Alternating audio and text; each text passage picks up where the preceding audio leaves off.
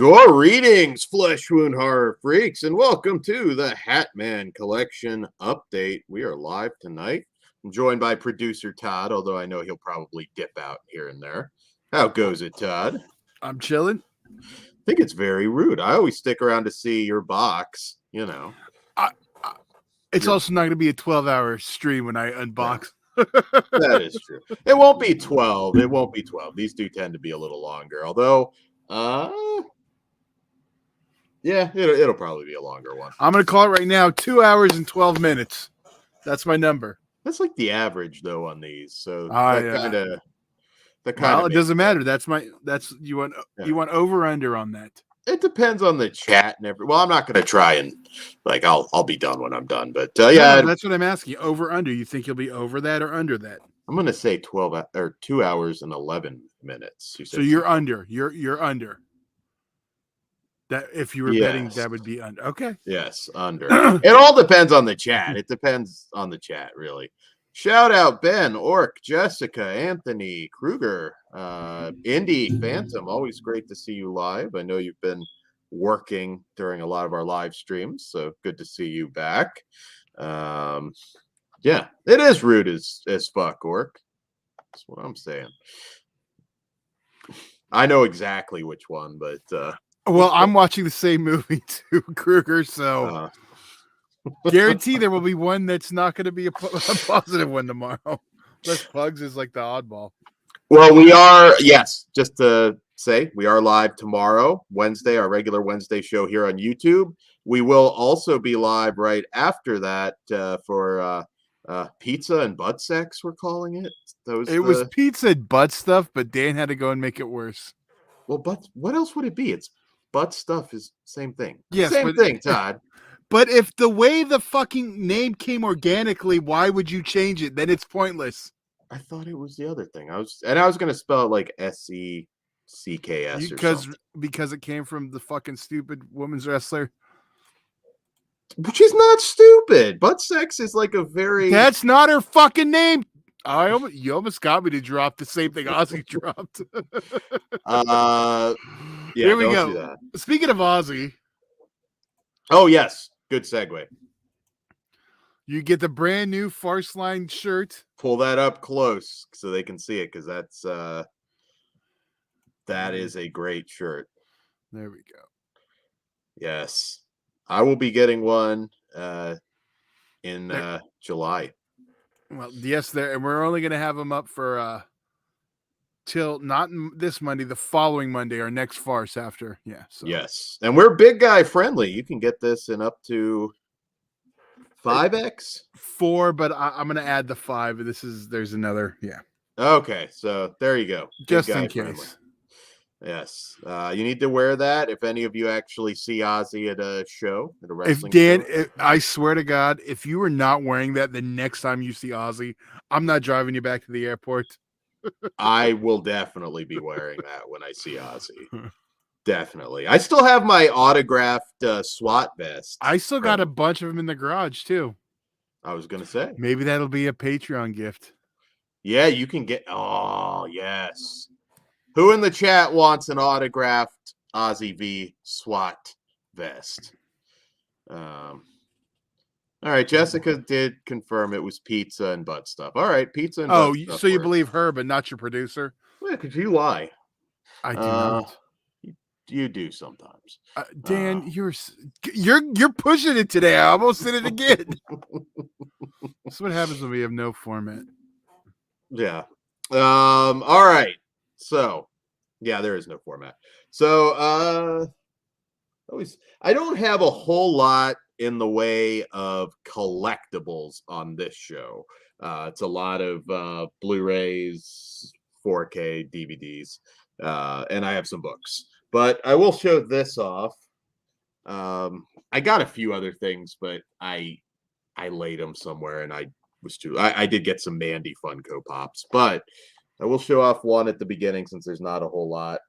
The American Werewolf in London figure with the from NECA with the 3D cover. I thought this was really cool. I'm really trying not to buy a ton of like action figures at this point, but this one was special enough to warrant picking it up. Very detailed. I got this actually at Target, which Target tends to come through on merch now. So yeah, figured I'd show that one off because there's not going to be a whole lot of that tonight. So yes, shout out Mikey if I missed you, and everybody else. So yeah, I think we pimped everything we needed to pimp. So I'll get to sharing. We'll do some DVDs first. There's a lot of you're going to see a lot of randomness. If you're just tuning into this for the first time, I don't run down like every movie. I try my best, but that would literally be a 12-hour stream. So here's one that is out of print, and it was a TV movie. I believe it was kind of a Die Hard knockoff with David Hasselhoff and Kathy Ireland called Gridlock. I think I even had this on VHS, but yeah, out of print film.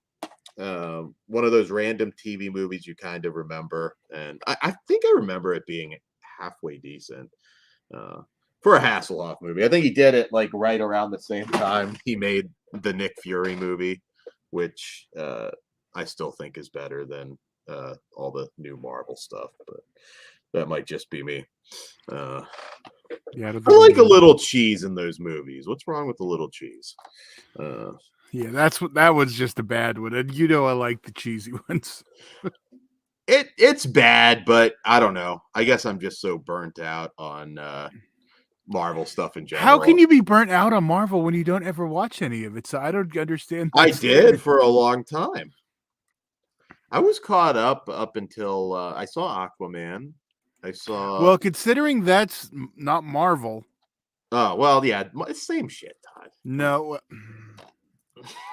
I know. Just like A24 and Blumhouse are the same. Shut your mouth, Todd. So see, there you go. Okay. Totally. On this note, let's full screen Dan. There we go. I'll quit tormenting him. Yeah, there we go. Have at it, Dan. All right. So some Dollar Tree. It's just something about like if you don't have it. I've binged way too much on Dollar Tree. Some of this will probably remain unwatched for a little while, but nonetheless, Dollar Revolution 1917. I believe this is a Russian World War II movie. Looked interesting. Might do a war show at some point. Another one. There's a lot of these at Dollar Store. I think this one's actually like a it's a Middle Eastern film about like ISIS invading Syria, Damascus under fire. I can guarantee you these you will all be able to find at your Dollar Tree if they look interesting to you. I will break in between to check the chat. When Todd's not here, I might be a little slow, but I will be checking in between. Escape from Stalin's Death Camp. This one actually, I think, is a Ukrainian movie, which kind of interesting right now. This one I actually probably will sit down and watch soon-ish because that's what kind of caught my eye. I believe this one's Ukrainian, and as you can imagine, there's probably not a whole lot of movies being shot there right now. Shout out to anybody I missed. Yep, Real War going on there, Indy. So I kind of figured something that was shot, in the last few years might be interesting. Not a huge war movie guy. Once in a while, I'll get in the mood, probably because there's been so much of it. So, don't always feel like sitting down and watching, war on the screen when you're literally seeing the real thing on the news nonstop. This one is D-Day Survivor. Another one. Pretty much all these are Dollar Tree. Some might be Second and Charles, but these war ones. Found a bunch of them. Decided to just dollar. I'll grab them all. And some of these are also going to be out. I separated Blu-rays and DVDs, but beyond that, some of these might just be kind of random. Another war one. Also, this one's Russian, I believe. Secret Weapon. There's a company. This one actually might be a little bit more of a budget behind it. Those other ones are a little smaller films, but going through here a little faster. Another Dollar Tree special. I don't remember a whole lot about this one. I do like Anthony LaPaglia, though, great actor. The Operative. This one kind of looks like a spy thriller, and I never saw this one before. Might kind of have some thriller aspects to it. I don't think it's a straight action film. Another, although this one they must have bought out from Walmart.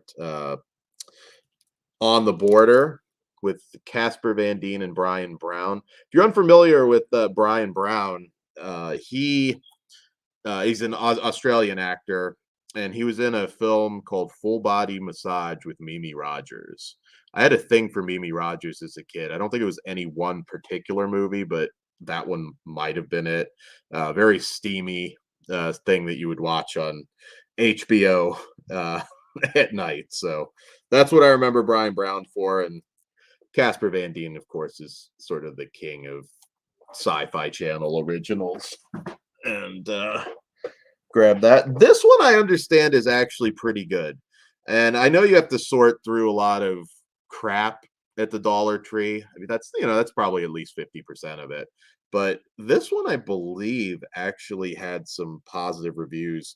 It's from director. It's called The Mercenary. It's from director Jesse V. Johnson, who has done some pretty good action films, low budget action films. He's one of those guys that's kind of a go-to. And I know some various kung fu magazines and different review sites gave this one a pretty good review. Rest in peace, by the way, Carmen Argenziano. I'm a big Stargate SG-1 guy, and he passed away a while ago. And just a great character actor that doesn't get a whole lot of attention that he deserves. Any questions, by the way, guys, please pop in the chat. And if I don't get to it right away, just repeat it. Indy says, I still need to see Full Body Massage. Brian Brown was good in effects, and he was in Cocktail with Tom Cruise. Yeah, he was. He's kind of one of those names, like, he was I guess, kind of a big deal for a short time. Then he just kind of fell off. I mean, he's still working, but yeah, he was also in a mini series adaptation of On the Beach, which not on par with the original, but that is one of the things I attempted to watch during the pandemic. One of those things that I had in my head that we'll make light of this horrid, shitty situation we are in and try and make these movies funny. Day After was the other, and we were going to do a comedy commentary that we did eventually do, but I remember like just starting it, and I think I messaged Todd and just like, nope, there's no way, like mentally and emotionally, I can make light right now. I granted that's a different apocalyptic scenario in that movie, but needless to say, yeah, that didn't happen until probably this last 6 months or so. It wasn't too long ago. All right, and moving back to the DVDs. An old classic that I haven't watched since I was a kid, but Scorpio with Burt Lancaster.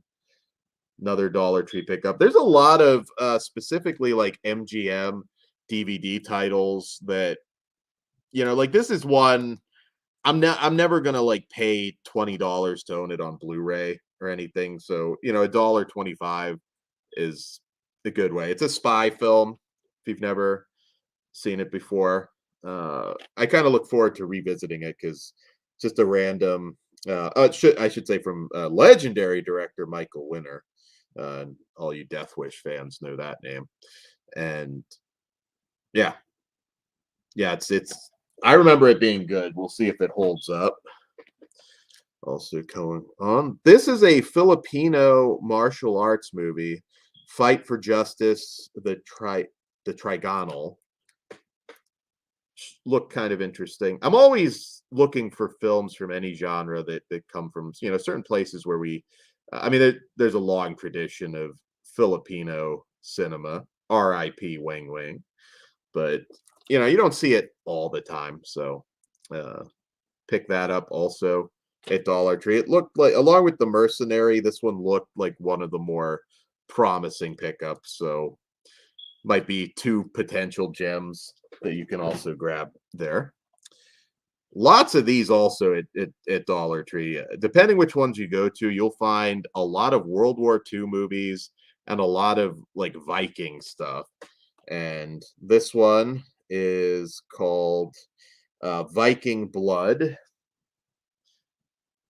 So grab that. There is some good reviews out there on this. So I've been kind of on a kick with these for the Northmen.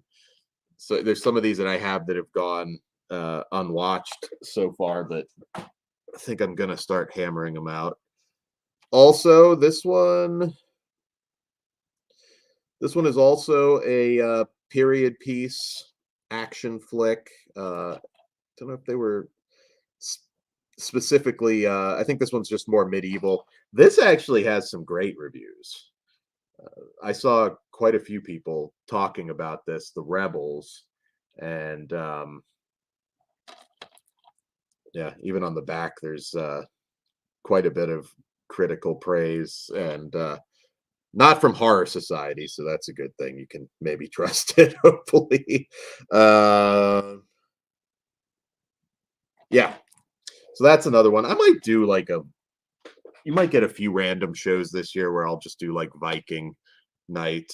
Also, this one was not Dollar Tree. This was Second and Charles, but an out of print find. Um, Kind of like an erotic action thriller. It's called Twin Sisters. Sorry, I know the showing up on this one's very white, so it kind of probably glows for you guys, but um vaguely remember seeing this on some cable station forever ago. But yeah, James Brolin's in it. Um it's yeah, like a hooker sort of thing. Should always check, but yeah, back's clean enough. Yeah, this one excited me because I've never actually owned it on DVD. This one's been out of print. It's one of those, thin case, platinum disc titles. So always happy to find something rare, and I tend to have good luck at my Second and Charles, particularly on action stuff. For some reason, I'll find a lot of really good action and sci-fi stuff that's out of print there. Let's see. Shout out Big Crack Rock. Oh, nice. Brian Trash, shout out to you. Yeah, I didn't do the MVD sale. My Severin order didn't come in time for this update, but you can go back and listen to Todd's Severin unboxing. Yeah, band Twin Sisters, check it out. Yeah, it's been a little long for me to remember on that one. I probably saw it on like HBO or Cinemax or something. It's not like a soft core title or anything. It's erotic thriller. So I always make that distinction because there is a difference. A little less bump and grind in the latter. Another Dollar Tree. This one's a comedy. It's called Plus One. Jack Quaid, who of course was just in the Scream movie, was in this. I don't know anything about it, never heard of it, but yeah, those are the ones you get from Dollar Tree. Another this is a fantasy film with Corbin Burnson called Kadia. My niece has shown like a little bit of interest in sort of fantasy type stuff, teen fantasy type stuff, and I think this one's kind of somewhat fantasy oriented. So I know nothing about it, but I've given up on horror. They're not horror kids, but there might be some hope to get them into fantasy or science fiction. So Yes. All right, another stack. Uh, this one I got strictly because of the cast. It's called Senior Entourage. It's a comedy, and it features Ed Asner, Marion Ross. If you're classic sitcom fans, you know who these people are. Jamie Lee Curtis is actually also in this one, and yeah, Dollar Tree special. Actually, looked kind of funny. Ed Asner still going strong, I believe. Uh, so yeah, I'll have to check that out soon. So this is not the Rumpelstiltskin everybody knows and loves, but also on the same point, my niece being into fantasy type stuff, did get this Rumpelstiltskin, which I barely remember. I saw it when I was a kid, but yeah, it's a canon film though too, so I had to own it. Billy Barty, of course, plays Rumpelstiltskin, and yeah, another one. I see this at, if not every day. I mean, if you dig through your bins, you'll find it at one of them. Let's see. This might actually be one of the last movies that Kate Capshaw made before she kind of dropped off. The Locusts, big cast in this one. Um, Jeremy Davies, who I'm a huge fan of. Paul Rudd was in this. Vince Vaughn, Ashley Judd, and another one. Saw it forever ago. Uh, and look forward to revisiting this one as well. I don't really remember a whole lot about it, so it'll be like watching it for the first time. Also grabbed with Ian McKellen, Richard III. It's a historical movie from 1995. Robert Downey Jr. still very much in his crack phase. Is in this one. This is actually a good one. I do remember this. Wes Bentley, Mila Jovovich, Natasha Kinski, Sarah Polly. A few names there that were kind of like big for a minute and then kind of dropped off. I mean, not well, Mila Jovovich is still going strong, but The Claim.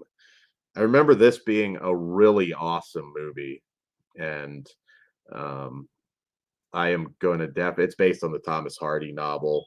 I'm definitely going to revisit this here shortly. Another one, like I said, you can get it for $1, and that one I do recommend because I remember that being fantastic. Hey, Cliff, there. What would I not watch? Um, I'll check out most anything. I'm not a huge what genre? Let's see. Animated. There's a lot of animated stuff that I've family animated, I should say, that I've really fallen completely behind on. What's up, Chris? Slasher Home Video. Um, you missed some DVDs, Chris. I'm still on the DVDs. Like I said, I know my updates are super long, but I figure a lot of people do the short 10, 15-minute ones. So you get an update and a hangout. That's how I look at it. Um, yeah, Indy, it is. The Claim, I don't think I actually saw it in theaters. I think I rented it right after it had come out, and it's quite good. All right. Another $1 special, and I do remember this being good. This has been forever. I probably watched this one with probably, I don't know, my dad or something way back when, but it's a drama with Goldie Hawn called Crisscross. Another one of these MGM DVDs that you can find in pretty much any of these locations. And I like Goldie Hawn a lot. She did a lot of good movies that people forget about. So yeah. Yeah. See, I'm not just all horror and blood and tits. I do watch a lot of genres. Um, yeah, Orc, I figured I'd knock out the DVDs first, so that's kind of how I do it.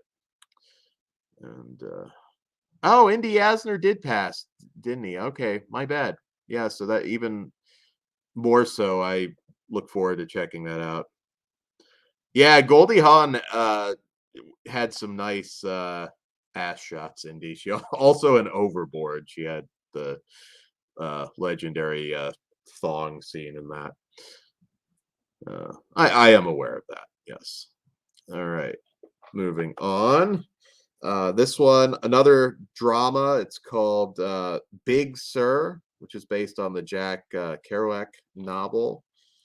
And I'm sure this has just got that kind of cast that I'm sure it's excellent. Radha Mitchell, who I love, Kate Bosworth, Josh Lucas. I really, my understanding is this one's quite great as well. And okay, so I would never spend the money to own these on Blu-ray because I'm really not a fan, but for $1, I kind of wanted them in my collection. And I'm due a rewatch. I think Todd would probably say he's a huge fan of these movies. Got Breakin' and Breakin' 2 Electric Boogaloo. This is probably, if you're asking, like stuff I wouldn't watch, but I would because this is also canon, and I'm a big canon guy. And I did forever ago watch these. I remember the second one actually being the more fun, not necessarily the better movie, but I remember laughing a lot because it was just way ridiculous and over the top. Goldie Hawn, Ben, not into Goldie Hawn. She was beautiful back in the day. Bog Zombie showing some love for Breakin'. Yeah, at some point, actually, you might see a show on those. It might end up being Flesh Wound Farce, but I'm sure Todd has a lot to talk about with these movies. All right, next one we have here, In the Middle of the River, which appears to be a thriller. Looked like it might be pretty decent stuff. I think it's like a military type story or coming home from war sort of story. This one is, I believe this one was I believe it was a Thai horror movie called Convent. I grabbed that. Looked pretty good. This one I know, I believe is a Thai film, 13 Secrets. Also got that one. I think probably also Dollar Tree. These look pretty good. Going through, moving a little faster on some of these. American Zombieland. This is, I think, like a movie within a movie, I believe. It's more of a comedy, sort of maybe mockumentary, if I remember right. I think we reviewed this pre-YouTube era, so there's probably some video out there on it. This I got in at Walmart, actually. $10. It's 3 true crime films. They call it the Trapped 3-movie collection.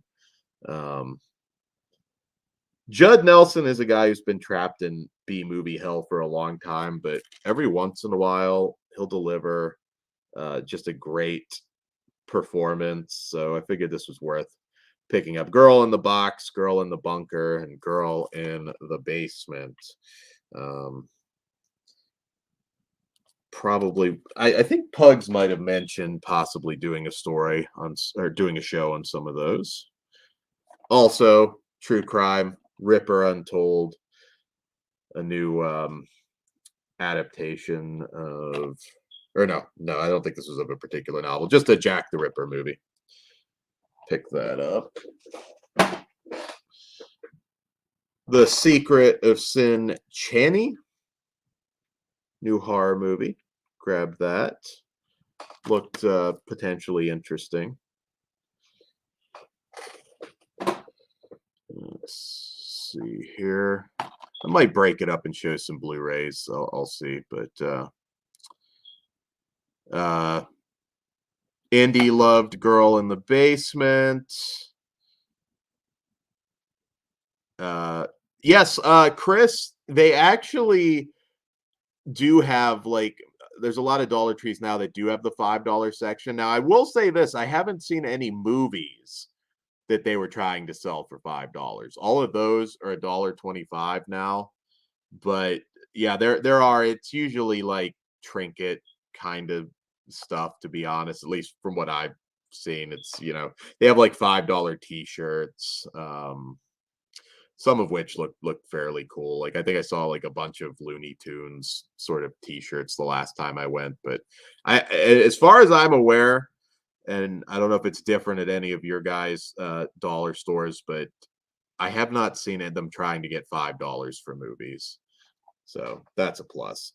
All right, another pickup, American Woman with Sienna Miller, Christina Hendricks, and Aaron Paul. I do like all kinds of movies, and this looks like a pretty good drama.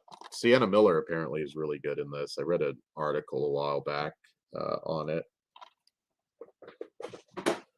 So probably another one I'd file under if you're just buying some random dollar store stuff. That's worth checking out.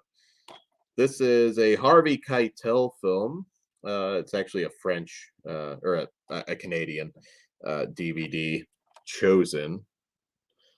Another war movie, a recent one. I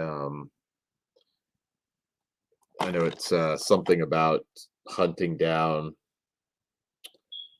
Actually, I think it's like a legal thing. Like they're trying to hunt down this SS officer. So it looked pretty good. Harvey Keitel. I kind of got that one blind. Another one I recall from back in the day, Helena Bonham Carter and Aaron Eckhart, Conversations with Other Women. I probably have like a whole shelf's worth of Dollar Tree stuff that I bought just since the last video.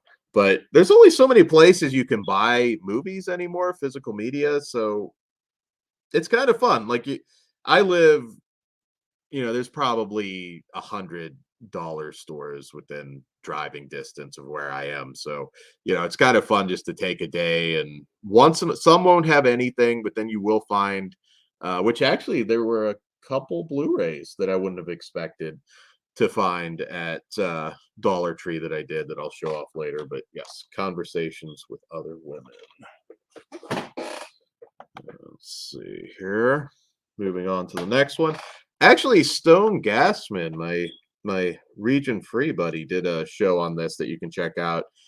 Boxcar Bertha with Barbara Hershey. And Barbara Hershey might be one of the most beautiful women to ever walk the face of the earth. She still looks great in her 70s now. This one, David Carradine was also in this, and I highly recommend if you're not subscribed to Stone Gassman, you should definitely sub, because he covers a lot of movies that don't get a lot of coverage or love. It's funny looking back, like I'm a big Roger Corman guy, but you can go back and people will remember the stuff that Corman did, but you might have this massive hit, like #1 hit at the box office that from the same weekend that nobody remembers. And in some cases that's a good thing. In other cases it's kind of unfortunate, because there's a lot of great movies that are just kind of becoming lost to time now. This one I don't know a whole lot about at all, except that I believe it's kind of like a dark comedy, I believe. And who was in this one? I think also Helena Bonham Carter, and might be a French film, I believe, Shadow Play. Don't think I ever saw it, so I don't know a whole lot, but I do enjoy her. This is also, I think, an import that I found there. It's like a region-free title. Don't know a whole lot. Can't tell you much about that one. Oh, so, Bridge to Nowhere. It's a thriller, action thriller, Ving Rhames. Grab that. Firefall, which seems to be like kind of an out in the wilderness, camping gone wrong family flick. So, uh, checking that one out.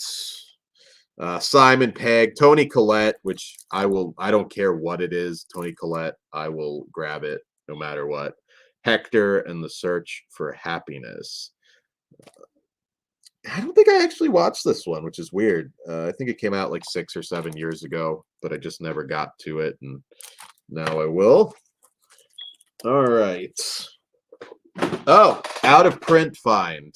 Now this one was really unexpected. I found it for like $3 at Second and Charles, and it's one that it's funny when I bring this up, everybody gets confused. They didn't realize it even existed, and that is the John Candy slasher film from 1976, The Clown Murders. Yes, it is that John Candy, and this is one that just nobody talks about. It's not like a classic film or anything, but it does exist, and I was happy to find there's nothing better than hitting like a Second and Charles or half price books or whatever and seeing something like crazy out of print and it's only like $3. They didn't upcharge or anything. That happened to me a little while ago with the Cabin by the Lake double feature with Judd Nelson. I got that for like nothing, and I was very, very happy. All right, let's show off some. Actually, no, let's keep going through the DVDs real quick. Some of these that I don't know anything about at all, I'm just going to show. This is a poker thriller, Danny's Game. I grabbed that. This is this I actually got at Books A Million, which check your local Books A Million now. They sell used movies, not just that like bin they used to have like up near the front of like new stuff. Like they, it's not like Second and Charles level, but they do have some used movies.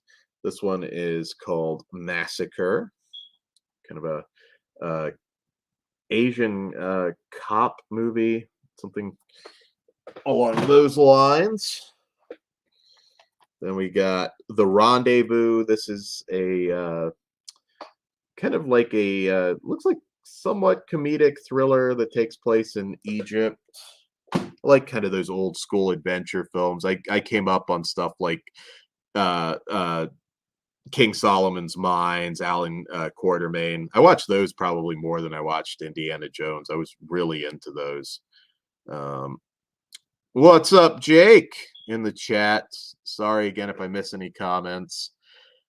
Yeah, Chris, hunting trips are like the best. It's funny talking to people a little bit younger that are just they don't quite get it. It's like, yes, I know I can buy all of this online, but there's still something about walking into a video store and just picking stuff up, just the act of discovering. It's not the same when you're just flipping through, Voodoo or something like that.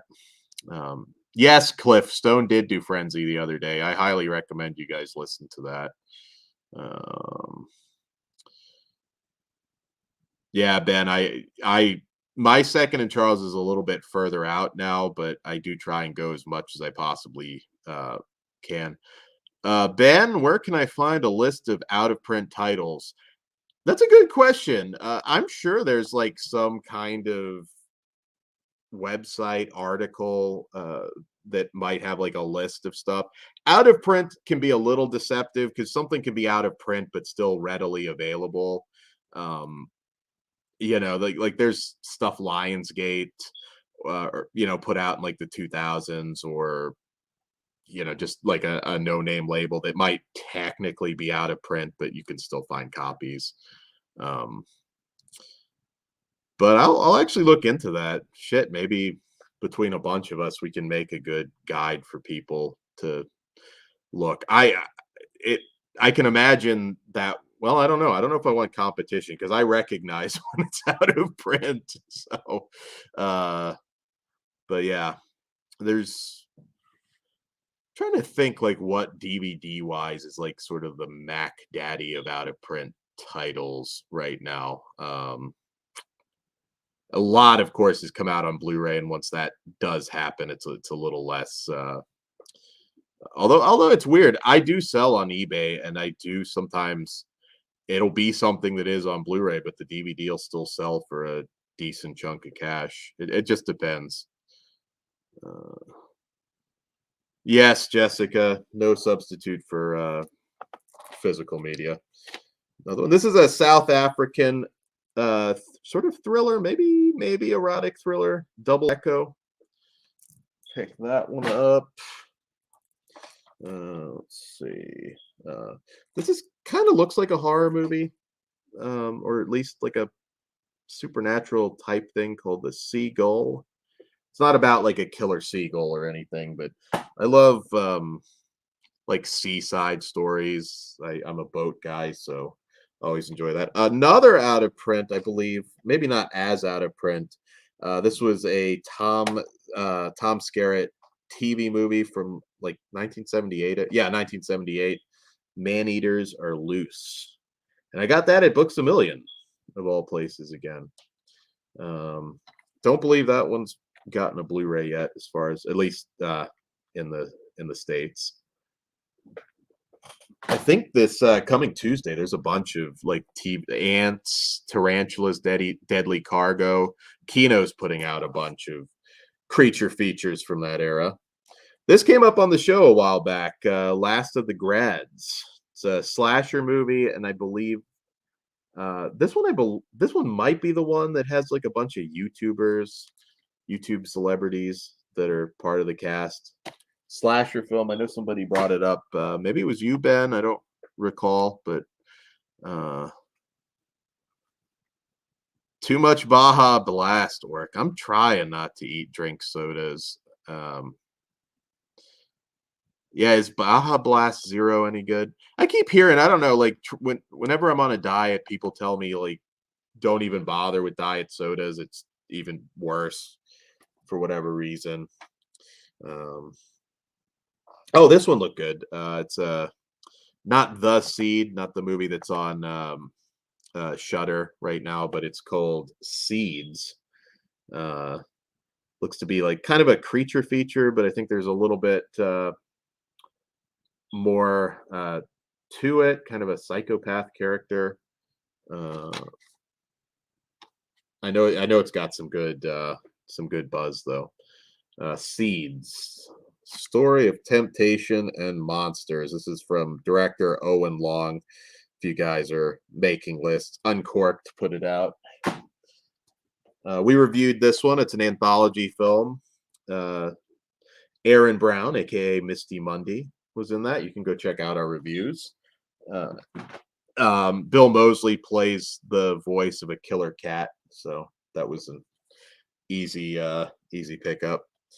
Not to be confused with the 70s film, but another creature feature. Horror High. This is at Walmart right now. This was just an impulse pickup. I probably should have waited until it ended up at Dollar Tree, but still do some impulse buying. This is from the Wild Eye Raw and Extreme line. It's kind of a Satanist zombie flick. It's something about the Mexican cartels that add a satanic curse to their drugs to make them more addictive. It is from the Wild Eye Raw and Extreme Flacca 666. So this one actually looks kind of batshit, and I look forward to watching it. It's a little bit graphic on the back, so I won't show the back, but another kind of evil killer toys flick, evil little things. Pretty much every dollar store that I've seen has this, so it's one you can get for cheap right now. But blast it through. Another zombie comedy, Better Off Zed. This one actually looks pretty funny. It's got some bonus movies on it too. Sideshow, The Full Moon Flick, and Wacko, which Vinegar Syndrome put the Blu-ray out of that one. Cheap way to check it out. This is, to be honest, the trailer didn't look great, but the concept sounded kind of cool. It's called Stalked. It's kind of a thriller where a woman just wakes up in a building somewhere and is being targeted by a drone. So some serial killer is trying to take her out with this drone. The trailer looked like kind of a CGI nightmare, but I thought the premise was cool. So I don't know if anybody's watched Stalked, let me know if it's worth it. Another, I believe Dollar Tree pickup, Pentagram. Don't know anything about it. This is Bill Moseley plays a priest in this one. It's called Sin Eater. So a pretty cool looking makeup job on this. I kind of get a vibe. It's kind of like a feral woman who's like had her, I believe like her jaw wired shut or something. Saw that. I think we might have had a trailer reaction to this a while ago. Also, don't know anything about it, but Angel, another dollar special. Gotta love the title on this one. And I am sure it's a piece of shit, but it's called Ouija Geist. It's hard to take the movie seriously with that kind of title. Although there looks like there were a few good reviews of this one that I found, so might not be so bad. There, that is easy to come by as well. Oh, Ben saw Pentagram. Okay, yeah. China. Yeah, crack rocks. Some of those like my younger brother works as a prison guard, and they'd show them a lot of that crazy shit, and they showed them like some cartel like executions and shit, like like really chilling stuff that I do not recommend watching.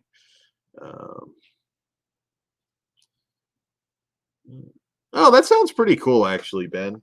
Sometimes if the premise, I can forgive like some spotty acting here and there, if yeah, at least they got a good premise. The Scientist, which I believe is a zombie type film. Not to be confused with the 80s film, but Anguish. I think that's one I picked up at Second and Charles. From Sonny Malhi or Ryan Simpkins. There you go. So if you're IMDbing any of this to figure out if you want to buy it, there you go. Another one. This one is not just sort of. Actually, I think this is Sword and Sorcery. Actually, now that I look at it, The Gaelic King. I just got this one at one of my dollar places, and I don't think I had seen this one specifically. So there's like a sorcery kind of, if you look close, some of the creatures going on there. So that was an easy pickup. I'm a big Sword and Sorcery buff. Also got Curse of the Witch's Doll, which I haven't. Sometimes I notice a lot of these will all start just appearing at these stores all at once. So this is another one that I don't remember coming across before until this last week, I believe. I think this was my last trip that I picked it up. It's looks pretty creepy from the back cover. And so a man that legitimately went insane. Maybe not quite Ezra Miller level, because there's still something lovable about Randy Quaid. But this one I don't think was in theaters or anything, but it's kind of a buddy comedy with Jay Baruchel, real time. If you look, Randy Quaid, I think maybe he's improved a little bit, but he had some really nutty rambling videos a while back that will blow your mind if you go and check them out.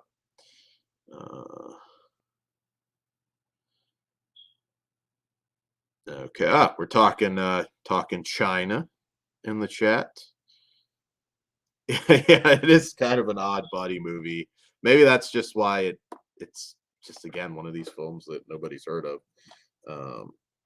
Lake Fear 3. There might be a 3-pack actually with those movies. Blackout Experiment. We're getting close to the end of the DVDs, and I know you're going to be more engaged with the Blu-rays. But yeah, Blackout Experiment.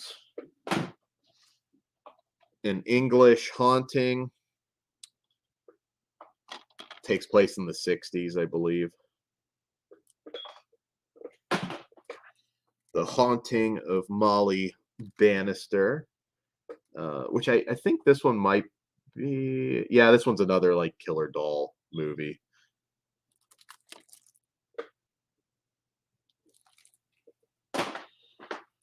And we've got the Covenant. I think I remember this one looking interesting. I bought this like a few months ago. The Haunting of the Mary Celeste. This is not the Gary Oldman movie, but this is another, and hopefully this one's better than that. Richard Roundtree's actually in this. It's another Mary Celeste movie that, yeah. We reviewed this. It does not live up to the title, Easter Bunny Massacre. You can go check out our review on that. Recovery, which is kind of a slasher thriller, like a woman that has to go to I believe it was like an I don't know if it was AA, but she's like in some sort of recovery program, and there's a killer that tries to hunt everybody down. This looks horrible, but it might be horrible in a good way. Burt Ward is in this. It's called Heaven and Hell. I have a feeling this is pretty awful, but I took a shot on it. I actually thought that might be a funny review at some point. Got some Scarecrow movies, Scarecrow's Revenge, and Bride of the Scarecrow. And I think I might have another one coming soon. Also got a Meg Foster horror movie called Investigation 13. It's from a few years ago. It's always worth checking out for Meg. This, I understand, is actually, I think, pretty decent. It's at Walmart right now. It's called Devil's Tale. Looks like it might be a bit more intense than your usual Walmart pickup. A lot going on the back cover there. You do still occasionally get a gem. You have to sift through a lot of shit, but you do occasionally find a gem. We're talking NordVPN. We got to have a Piz cameo if you're going to drop the NordVPN. What's up, Big T? If I didn't say hi to you yet. Yeah, there's a lot of Scarecrow movies. A lot of them are bad, but yes. Next one that I have Also, I think this is a new one that's out at Walmart right now. It's called The Darkness of the Road. This will look promising. It's actually from Eduardo Rodriguez, who's a very good director. So this one I actually am hoping this will be one of the gems that make movie hunting worth it. Shutter movie. This one's DVD only, unfortunately. Bleed With Me. Another Shutter one, An Unquiet Grave. And no shock what they're trying to capitalize on here. Death Day. Very easy to come by for $1. This actually does look kind of cool. Pandemonium slasher in a panda mask. Hopefully it doesn't pull an Easter Bunny massacre on me. Also, that one's all, pretty much all these DVDs for the most part are like dollar pickups. On my last stack of DVDs, I'm going to start going through them a little faster. Monster Python. This is a Chinese creature feature. There's a series of these out right now from the same director. I also encourage everybody to look at Jay the Stingray's Anaconda commentary that we did. Also, we've got Serpent of Death, another Chinese creature feature. There. Land Shark.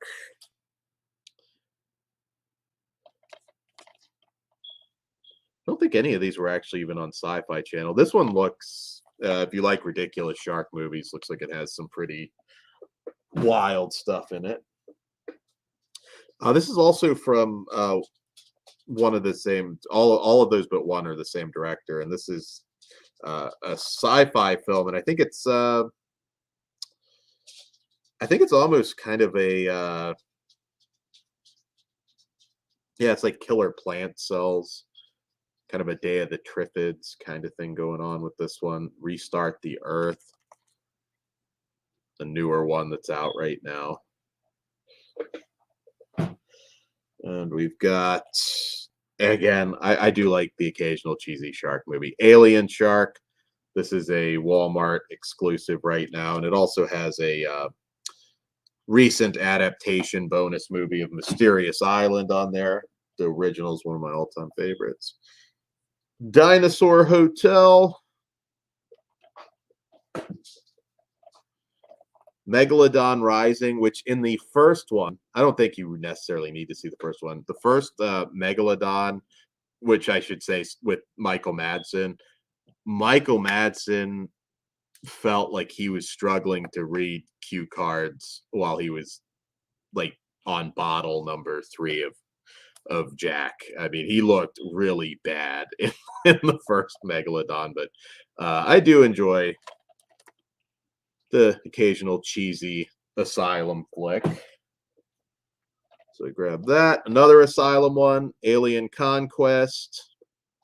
It's actually weird now. They don't give you like there is no description. It's just, they opted just to show you imagery. So I guess aliens fucking our shit up is as close as you get to knowing what that's about. There's a ton of shark movies, Orc. It's like, I watch a lot of them, but it's hard to watch them all. At this point, some you have to sift through because there are some really bad ones that somebody just like, okay, let's get like a ridiculous title. And sometimes it feels like just a home movie. It's not even funny. It's just like something somebody shot in their backyard, and like, we don't even need to try. We just need a catchy title. But hey, I always put it over. Ghost Shark. It's hilarious. It's one of the ultimate cheesy shark movies. Another asylum flick. Robot Apocalypse with Tito Ortiz. We've also got Dystopia. Another dollar sci-fi movie. Rough Draft. This is a sci-fi action Russian film. Looks like it's got a pretty decent budget. Another one, if you are Dollar Tree hunting, probably worth picking up for that price. This is also a Russian film, Survival Games. This is, I think, kind of like a yeah, it's kind of like a virtual reality Hunger Games type scenario. Russian flick. Kind of also looks like it's pretty heavy on the martial arts. Seem pretty cool. We've been getting a lot of Russian movies over the last few years. Bog Zombie Santa Jaws is an annual watch for me. Yeah, we did it Christmas when that debuted. Yeah, or Tito Ortiz has done a few movies actually. Indy, you won't be sorry. I think Ghost Shark is probably one of the better ones. If you like that sort of thing. This is actually an anthology. It's 6 sci-fi short stories. Termination. I'm a big sci-fi guy. I know we don't do maybe a ton of sci-fi on Flesh Wound, but I am a huge sci-fi guy, and I will absolutely be watching that shortly. Another sci-fi pickup, Time Loop. Looks pretty cool. There is, if I remember at the end, it's not a new pickup. Santa Jaws is on a DVD set with, I believe, also Ghost Shark. So if I can find it, I'll show you guys. It's a good way to watch a bunch of them, and you can get that for like $5. Bab, this one's some sort of sci-fi film. All right, we're down. Not much more to go. Singularity Principle, which William B. Davies, or the cigarette smoking man from X-Files, is in this. This looks like more hard sci-fi, and slipped past my radar. I got that at Second and Charles. Alien Domicile, kind of looks like a fairly typical Alien knockoff. Astro, which seems to be trying to capitalize on Avatar somewhat, by at least the look of the aliens. People mentioned Scarecrows, American Scarecrow, which looks awful, but Wired Shut. This actually looks pretty cool. I think it's like a home invasion thing, and the guy's just had like jaw surgery, so he's been quite literally wired shut, and he has to save his family, and sounded pretty good. Another creature movie, Uncaged, about a lion. And 2 more DVDs, and we're on to the Blu-rays. I think Todd's gonna be right about the stream length. Ape versus Monster. This was a big Sci-Fi Channel premiere. I think we also reviewed that one. And you know what? It's a shameless ripoff, but it didn't look too bad. Sean Young's in it. Planet Dune. We've talked about doing an Asylum show, so you can absolutely expect that in the coming months, because I know Todd's into those as well. All right, so I feel like an hour in, I owe you some more exciting, generally speaking, stuff. So let's do some of the Vinegar Syndrome. Excuse me, Willie. Yeah, man, Nightmare Shark is the Elm Street knockoff. Some of them are entertaining. I mean, like, I've had a lot of podcasters will shit on Sci-Fi Channel stuff, and rightfully so in certain cases, but there's sometimes you just feel like kicking your feet up and watching, Richard Mall tangle with the ghost shark, or but like I said, they're not all good. There are certainly some where it's like, oh, the title sounds hilarious, and then it's just a slog to actually get through. So all right, we'll do our first. We are DVD free now, so let's see. So to give you an idea, I don't want to fuck up my camera, so I'm not going to turn it, but I had to like empty a shelf and bring a shelf to put next to me just so I was able to like easily grab this stuff to show you for these collection videos. And oh yeah, Indy Uncaged is Dick Moss. Okay, I didn't even realize that. Okay, well then that bumps that one up for me. 'Cause that's probably a pretty damn good movie. All right, let's do some Vinegar Syndrome stuff. Why not? An hour in, I'll show some of those off. Uh, Finally grabbed Trauma, the Dario Argento flick, which I still get like a 4K vibe for this at some point. Like all the Argento stuff seems to sell pretty well on 4K, but I got it during the sale. I also finally grabbed Girl School Screamers. It's the Trauma title. And let's see if we have anybody new in the chat right now. What's up, 4K D-Ray? I don't think I've seen you in the chat before. Nice to see you.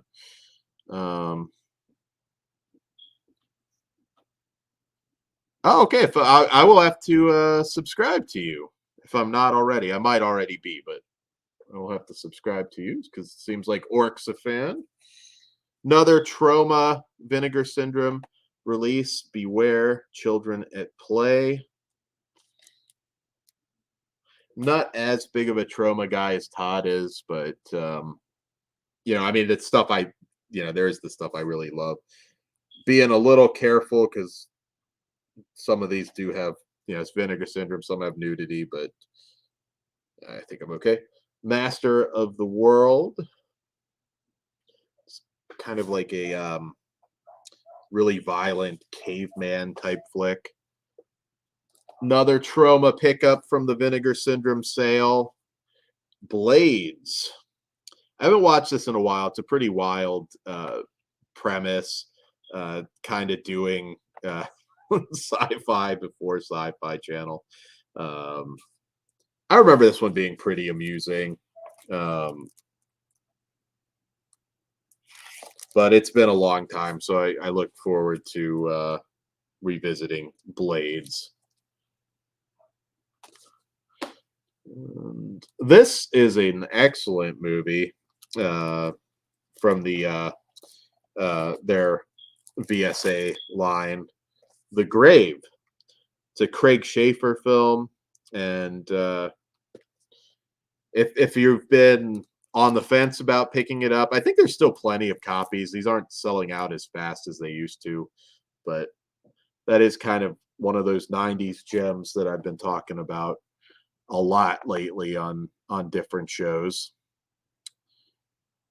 Blades is definitely cheesy 4K. Let's see. Oh, first time 4K. Well, welcome.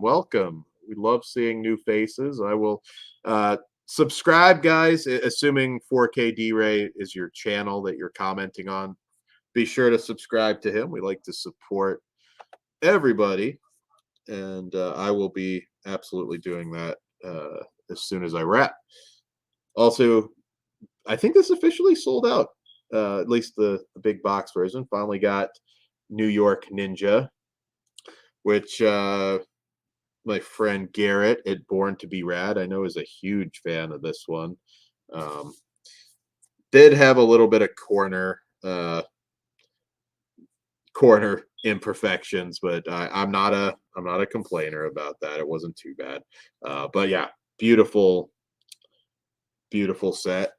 And that movie's got quite the story behind it. So if you're a fan of the making of and whatnot, you should absolutely enjoy that.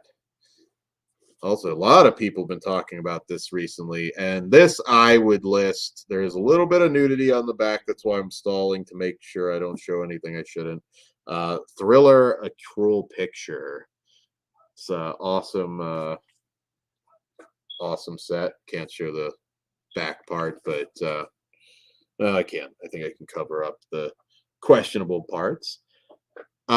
Thriller, if you're a Grindhouse 42nd Street aficionado like I am, Thriller is essential. I know a lot of these packages now are very expensive, and when people ask me, should I? It's a harder question to answer when you're talking about 30, 40, even $50 commitments. Thriller, I would say yes. If you're into these kinds of films, if you're into revenge films, then Thriller I would consider an essential pickup. It really is an amazing movie, and yeah. So if you have the extra money, which I know with gas prices right now, a lot of people do not, uh, I would say that you won't be sorry with that. This is a Vinegar Syndrome Blu-ray double feature. Hard Rock Zombies, which I was so happy to see that they put this out on Blu-ray, and Slaughterhouse Rock, which is an upgrade from the Code Red Blu-ray release of that. Uh, yeah, this is a good fun night at the movies. Hard Rock Zombies is cheesy goodness, and I actually owned. I don't know if I don't think I still have it. I actually might, but I think I have an original theatrical poster for for Slaughterhouse Rock. We also, yeah, indie thriller. You that one is a must. It's an amazing, amazing film. And sorry you didn't get that one, Orc. I hope I didn't like talk you into too much Vinegar Syndrome retro pornography. But I know decisions with these sales. Uh, Dead Heat on 4K. I know a lot of people like, do we really need some of these movies on 4K? I'll be honest, I do like Dead Heat quite a bit. I think it's a movie that was ahead of its time, and you know, it made an impression on me when I rented it at the video store. I mean, Vincent Price. I mean, come on. And Treat Williams is another. I never felt like he had the career that he should have. Like, I love Deep Rising, which also underperformed at the box office. I think that movie's a blast. See. Oric, I think standard editions of pretty much everything's a given now. I know like Synapse, people get upset with the steel books and everything, and I understand that for sure. But at this point, I think you've kind of gotten the answer that there is going to be a standard release of pretty much everything. And yeah, yeah, Thriller already does have a standard one, Orc. Yeah, I get it. 50 to 60, like that's a lot of money. I totally understand that. But that one I would say is worth it. Dead Heat 4K D-Ray did have that old Blu-ray release, but I don't think that's sold out yet. I'm pretty sure Dead Heat, last I looked, is still has plenty of copies on the Vinegar Syndrome website. At least last I looked, unless something's changed. This movie, so much fun. Reform schoolgirls, just blast, just, and you might recognize the. That's kind of the artwork that most people know.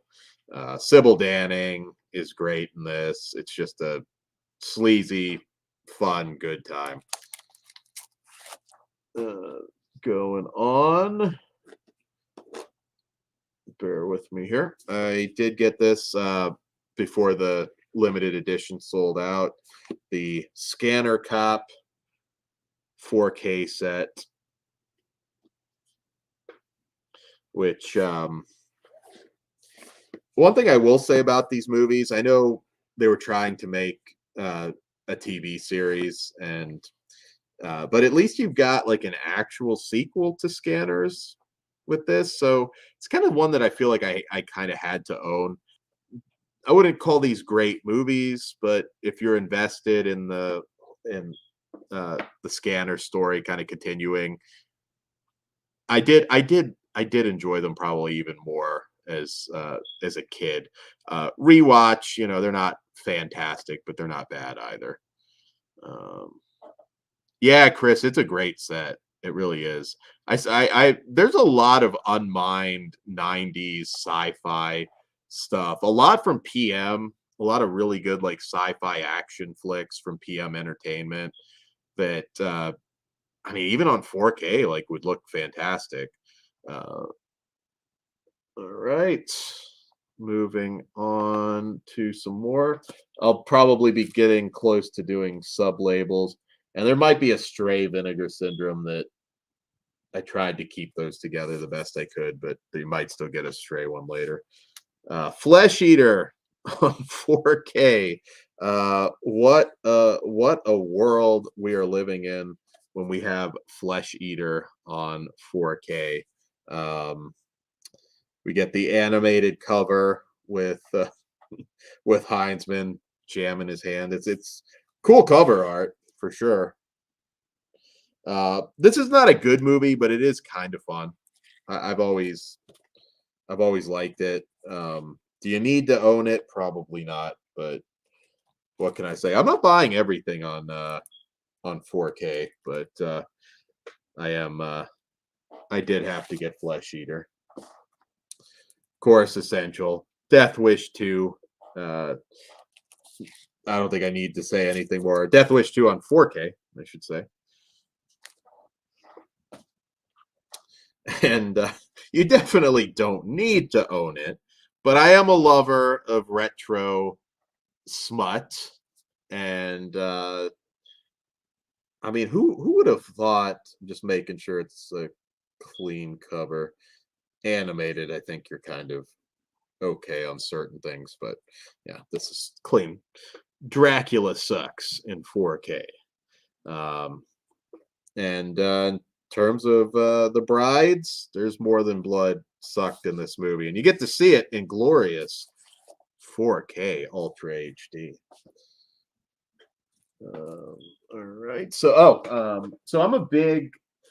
I find her fascinating because there weren't a lot of female exploitation directors, and for that matter, triple X directors uh, of her time period. Roberta Findlay, and this is a double feature Blu-ray from also from Vinegar Syndrome with Sweet Pumpkin and Anyone But My Husband.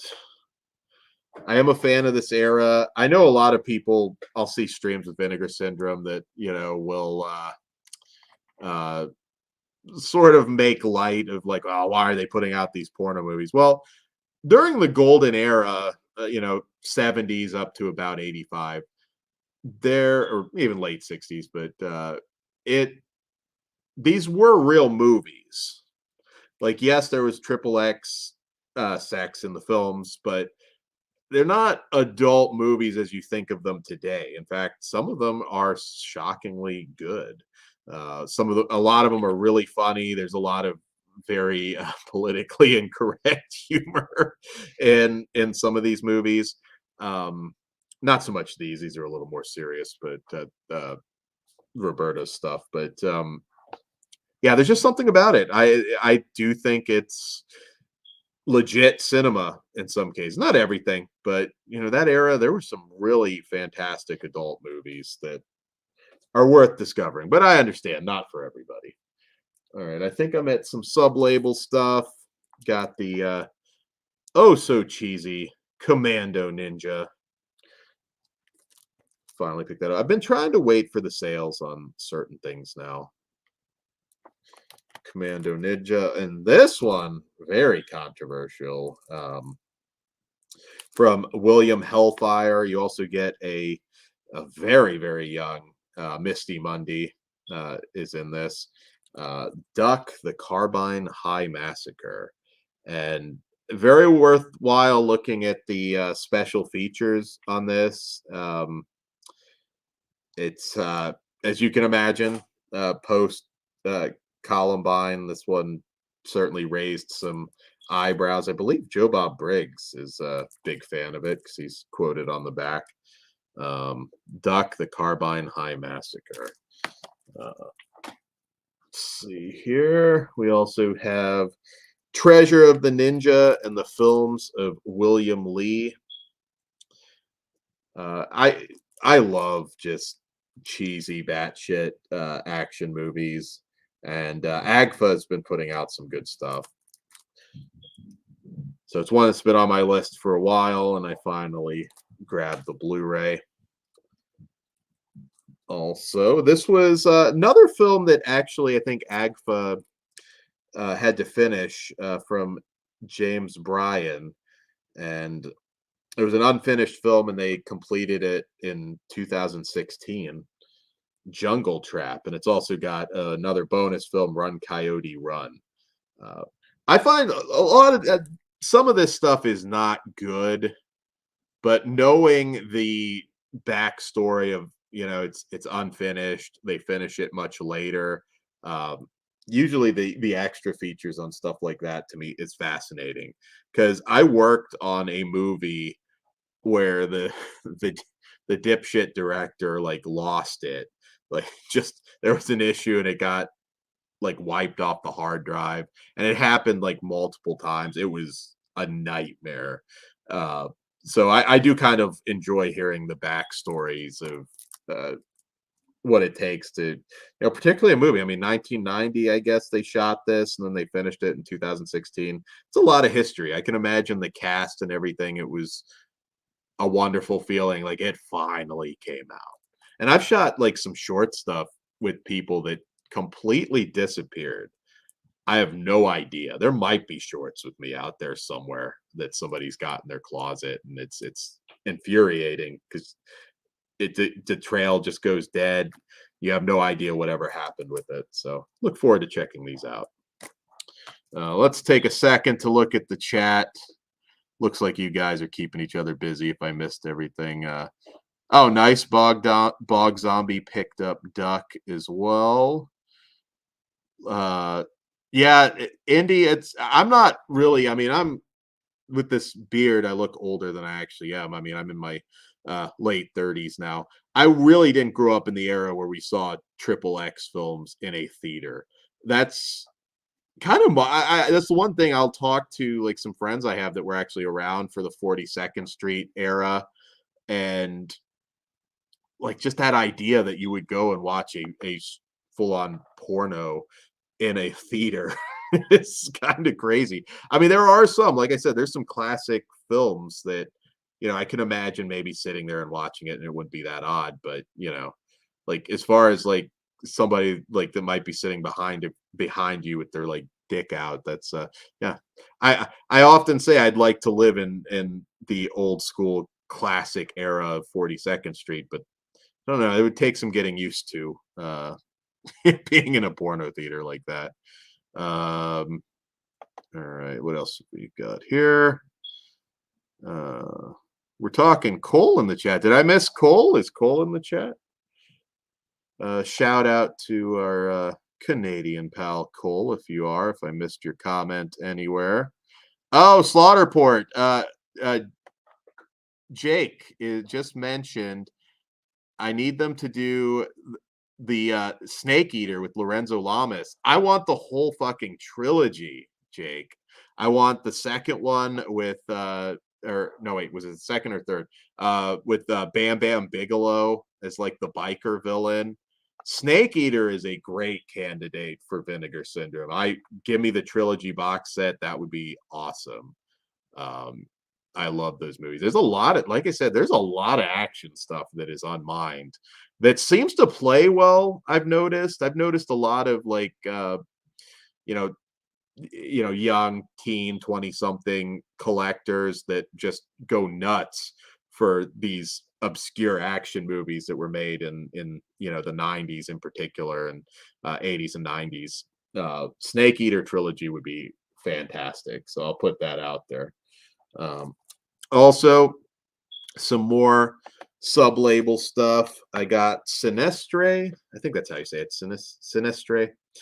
This is actually, as far as SOV stuff, I know this one's pretty competent, reasonably well made, which most SOVs always have issues. This is one that does have issues. Sorority Slaughter. I highly recommend, though, even if you don't want to dive into some of this stuff, the documentary on Wave Productions is well worth the watch. Now, on the downside, that will make you want to buy all of these things because they're not good. Very few of them are actually good, but Wave used to do a lot of like custom stuff. Like if you got different horror magazines back in the day, they'd have ads in the back, and a lot of them were kind of like fetish oriented. It's not porn, not triple X, but it'd just be like some movie about like women getting strangled, or like a bunch of weird sort of fetish stuff like that. And that doc is really good. Sorority Slaughter, not one you really have to pick. I mean, this is really just for connoisseurs of rare shit, and it's it's definitely shit. So oh, nice, got to see Bam Bam versus Hulk Hogan in Canada. That's awesome. Yeah, Big T, kids won't know, will not know the magic of cable. Oh, good, Bog Zombie. That's awesome. You saw that doc. You're the first person I've talked to that's actually watched it, except Todd. Yeah, quicksand. So, truth be told, and I brought this up before, I was, for reasons. The only thing that I was kind of trying to make myself was this documentary on. It was essentially going to be about the FET world, I guess you would say, the BDSM world, but just we interviewed like people into stuff that you wouldn't even think of as being sexual. The most amazing one was a guy that lived as a dog, like 24/7, like would not speak, not verbal, and for different reasons, I wasn't able to finish it. Some of the BDSM stuff was getting a little bit more like porny, I guess. I guess you would say, than I was intending.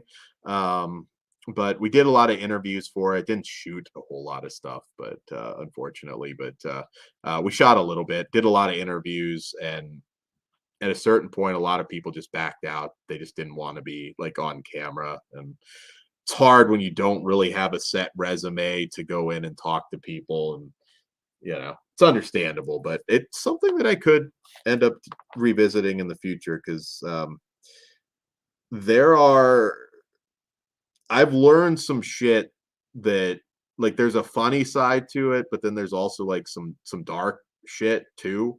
Like people were telling me stories about some pretty influential people in politics right now, and no, I shouldn't say dark, but dark. Uh, it might disturb like normies to know that a certain like governor likes to be choked and stuff. So anyways, I don't want to get shot, so I'm not going to delve into that too much more. Oh yeah, I remember Stay Tuned as well. What's up, Zombie? Good to see you in the chat. All right, I'll get back to showing some of these off. Don't want to get too sidetracked. I already accept that Todd is won this bet by a lot. Psycho Sisters, another Wave production. This one's a little bit more professional. Like I said, I can't imagine they're going to put out all the Wave stuff. Some of it really isn't releasable, like just girls getting drowned in quicksand. I don't know, but yeah, Psycho Sisters. Also, some retro French erotica. Il était une fois. Marilyn Jess.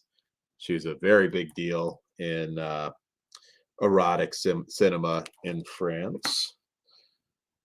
Another SOV pickup from the Vinegar Syndrome, a sub label, Saturn's Core. Burglar from Hell. I haven't been getting the slips on some of these, just because you get a lot, you do save a little bit on those couple bucks. somebody that I used to see a lot at Chiller. I'd see her all the time. Debbie D is in this. I think it might have been her debut. You can also see her all over the Wave documentary as well. And yeah, Burglar from Hell.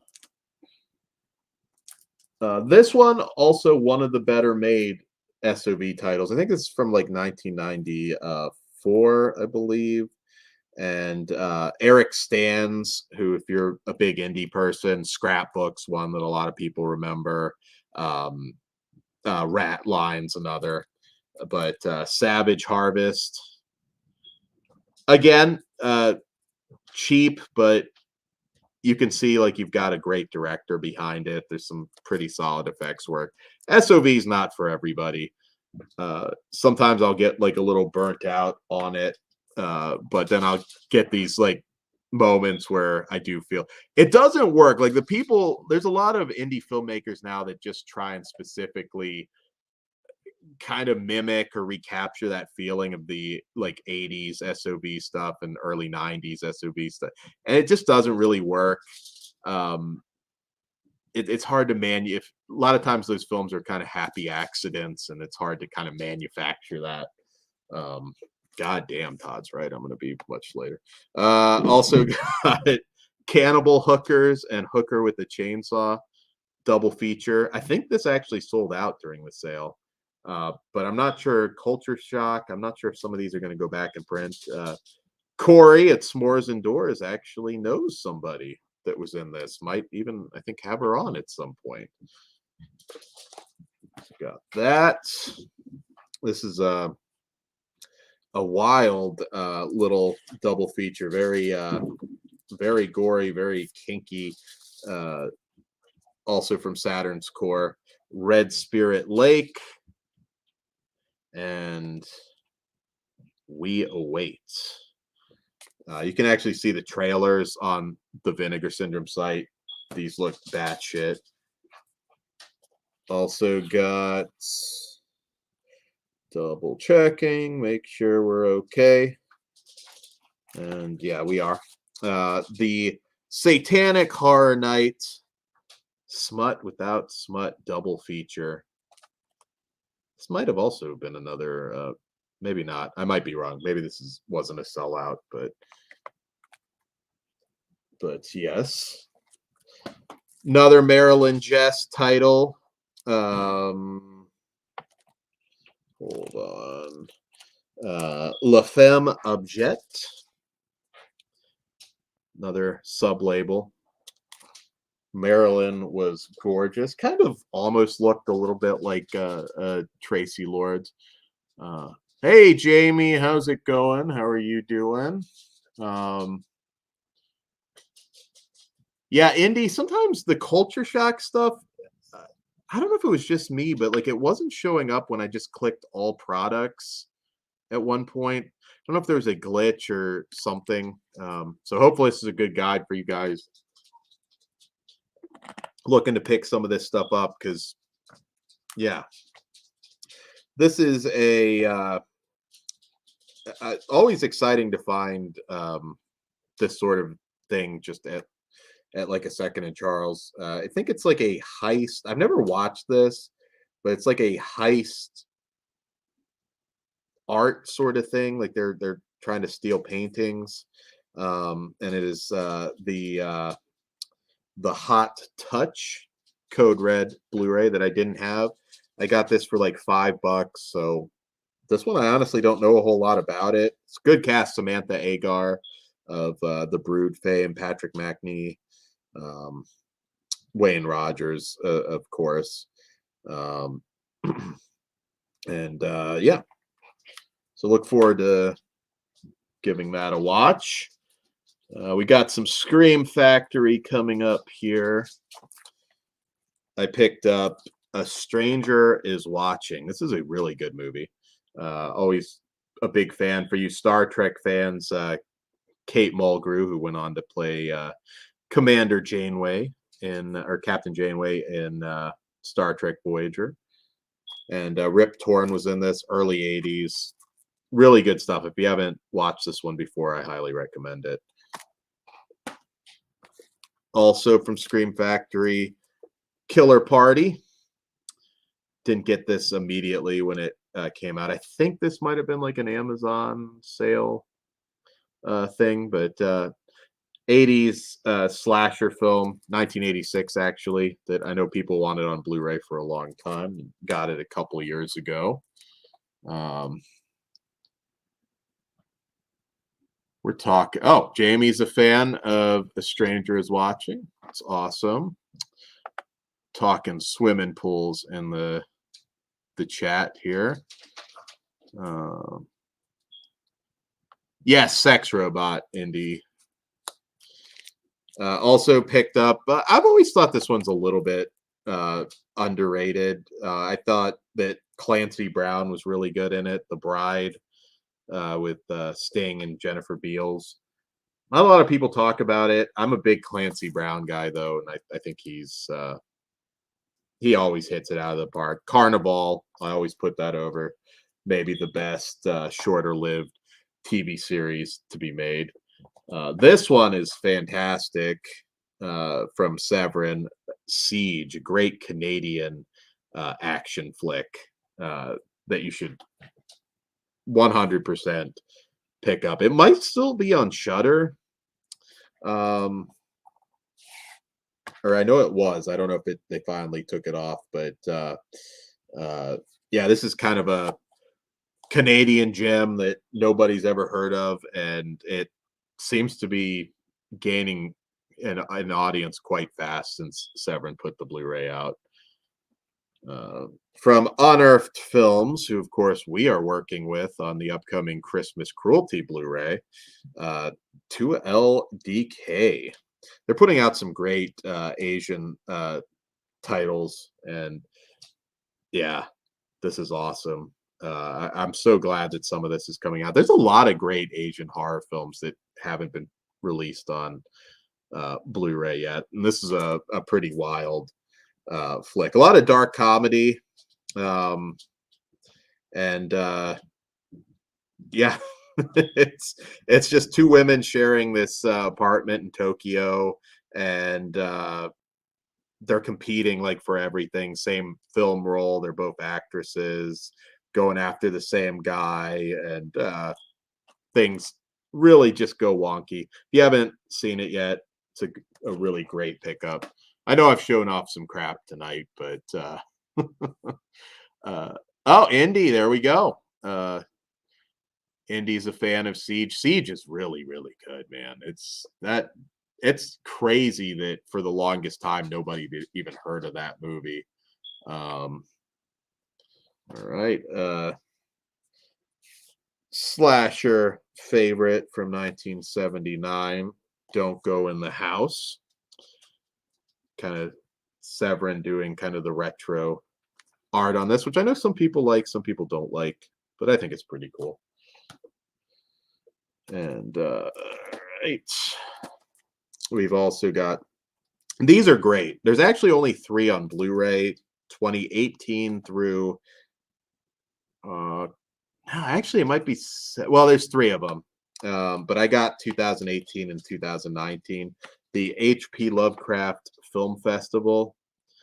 These are a lot of Lovecraftian shorts. It's in Portland every year. It's a film festival, which I highly recommend if you're in the area going to. And yeah, I'm a big cosmic horror reader, and I'm a big fan of cosmic horror and cinema. Lots of good stuff here. You know, shorts, you know, you don't usually hear. It's easy for those to slip under the radar, but you can get these on Amazon. There's 3 on Blu-ray, and then they have a bunch of DVDs. Some are out of print, but the Blu-rays are still in print. And that's the 2019 edition. So check those out. Well, let's see. We've got some unpleasantness with some of these titles, but let's see. We'll knock out a couple more. Rest in peace, Fred Ward. I grabbed finally Remo Williams on Blu-ray. Just a fun old school kind of adventure flick. There's that. It's actually pretty good extra features on this Kino release too. So I figured I wanted to rewatch that after Fred passed. I hope somebody will find a way to get Cast a Deadly Spell on Blu-ray because that's pretty high on my list. Also got The Howling on 4K. Don't need to say anything more about The Howling. Excuse me a minute. This one, some of these are maybe a little difficult to classify, but Red Angel, which is a Japanese kind of war movie, but also definitely kind of an exploitation movie. Very, very unpleasant. I won't say much because I feel like I might do a show on this at some point. But yeah, probably now in particular, this is not one you want to dive into. But yeah, it's about a war nurse, and this doesn't shy away from. I mean, the movie I believe is 69, 19, or no, I think it's late 60s, but for the time, yeah, this one's kind of a gut punch. I also got from Arrow Video the from director Teruo Ishii, Shogun's Joy of Torture. Another one with a title like that, as you can imagine, not a light watch. And this one's kind of an anthology. It's 3 stories.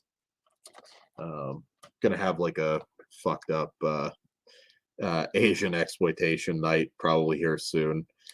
Also, this is a great film. I love this movie. Not for everybody, but Irizumi. Again, I'm not going to say too much about it because I'd rather save it for the review. But if you are a fan of Asian cinema in general, ones that you might want to look into yourself. Let's see what's going on in the chat. Do you watch everything you get eventually down? Jamie, there's definitely like the DVDs that I showed. A lot of those will go unwatched longer. But I always have a backlog, but not as big as like some other people. I'm not like a just buy it to put it on the shelf person. I am a film fan and I do get to everything eventually. But with reviews, sometimes certain things take a little bit longer than others. And, of course, most of the stuff that I get on Blu-ray, I have seen before. So, if it's going to get watched faster if it's a first time watch for sure. Also, Hugo Weaving science fiction film Expired. I think Ryan Quanten from True Blood is also in that one. This was pretty popular late 97, I believe, film called Bloodletting from excuse me, produced by J.R. Bookwalter, and this is with Ariana Albright and James L. Edwards. Shockingly, a really good movie. The famous quote that they also have on the back of this is "Natural born killers done right." Ariana Albright I met her, and she's a great actress. Never, like, I'm sure at that time in particular, probably got a lot of like, we want you to star in this sort of sex bomb kind of role. It's a shame because I think she was actually much like Debbie Rochon, a lot better than a lot of the film work that she got. Although she certainly, Bloodletting's great. This is on Make Flicks. This is the signature edition. Also, a couple more from Make Flicks. We have the Gary Graver erotic thriller with Monique Gabriel, Angel Eyes. That's also fairly new from Make Flicks and the Retro Media line. It's got the old Night Owl Theater on there, blooper reel. Um, yeah, Robert Corey. I'm a big Count Yorga guy, so I think it's really cool that Fred Olin Ray gave him so much work when he really needed it. There's a sad story with Robert Corey because he had a bunch of people that, no, maybe not a bunch, but a couple people that sort of took advantage of him, got to know him through conventions, and then when his health was failing, they kind of ripped him off of a lot of money. It's a really, I think Tim Sullivan tells that story on one of the Count Yorga Blu-rays. Really kind of heartbreaking, actually. He seemed like a really nice guy, but yes, Fred Olin Ray was kind enough to give many actors from the 40s, 50s work when the phone wasn't ringing anymore. You can see a notoriously fucked up John Carradine in the extras of a lot of different films that Fred Olin Ray did. Also, softcore double feature: Bikini Jones and All Babe Network. Love me some Beverly Lynn and Christine Nguyen, who's still been working with Olin Ray and Wynorski for a while now. I think Mary Carey's even in one of those, if I recall. Then we got, this is like early exploitation, very controversial film from 1930, Ingagi. This is a line that Something Weird and Kino have been putting out. It's the forbidden fruit, the golden age of the exploitation picture. And this is early stuff, a lot of the drug scare flicks. And, this one's quite frankly a little bit on the racist side, but it's a 1930 film. And I just find that fascinating seeing these films from that era. I don't naturally, they're way out of date. This is another one from the same line, double feature: Tomorrow's Children and Child Bride. One of these is about eugenics and yeah, you can't make movies like this anymore. They're so wild, and they're a time capsule into society at that time. Todd, if you're listening, I concede that this was going to go a lot longer than I thought. Looking in the chat, Jamie likes Howling over American Werewolf in London. Orc Dog Soldiers is amazing. Janine Pipe has a book out on the making of Dog Soldiers right now. Wow, I'm spacing on the title, but Janine, Janine, and then Pipe, Pipe. Look her up. She has a really just in-depth Dog Soldiers book out right now. Ben, Piranha Women, we are reviewing tomorrow. So tomorrow's live show. All right. Check back on the chat here in a minute. Also, I don't subscribe to Horror Pack like Todd does, but I do find them apparent. I'm late into the show. I can't speak anymore. Occasionally, and I did get this Linnea Quigley Thanksgiving slasher movie, The Last Thanksgiving. I think is she the only big name in this? Maybe she's the only big name, but yeah, I don't buy all of these. I don't sub to it, but there are some gems there. I don't know anything about that one, but that's a Thanksgiving slasher. Another horror movie we reviewed a while back, Sun. I remember liking this one. Kind of some dark twists and turns in that one.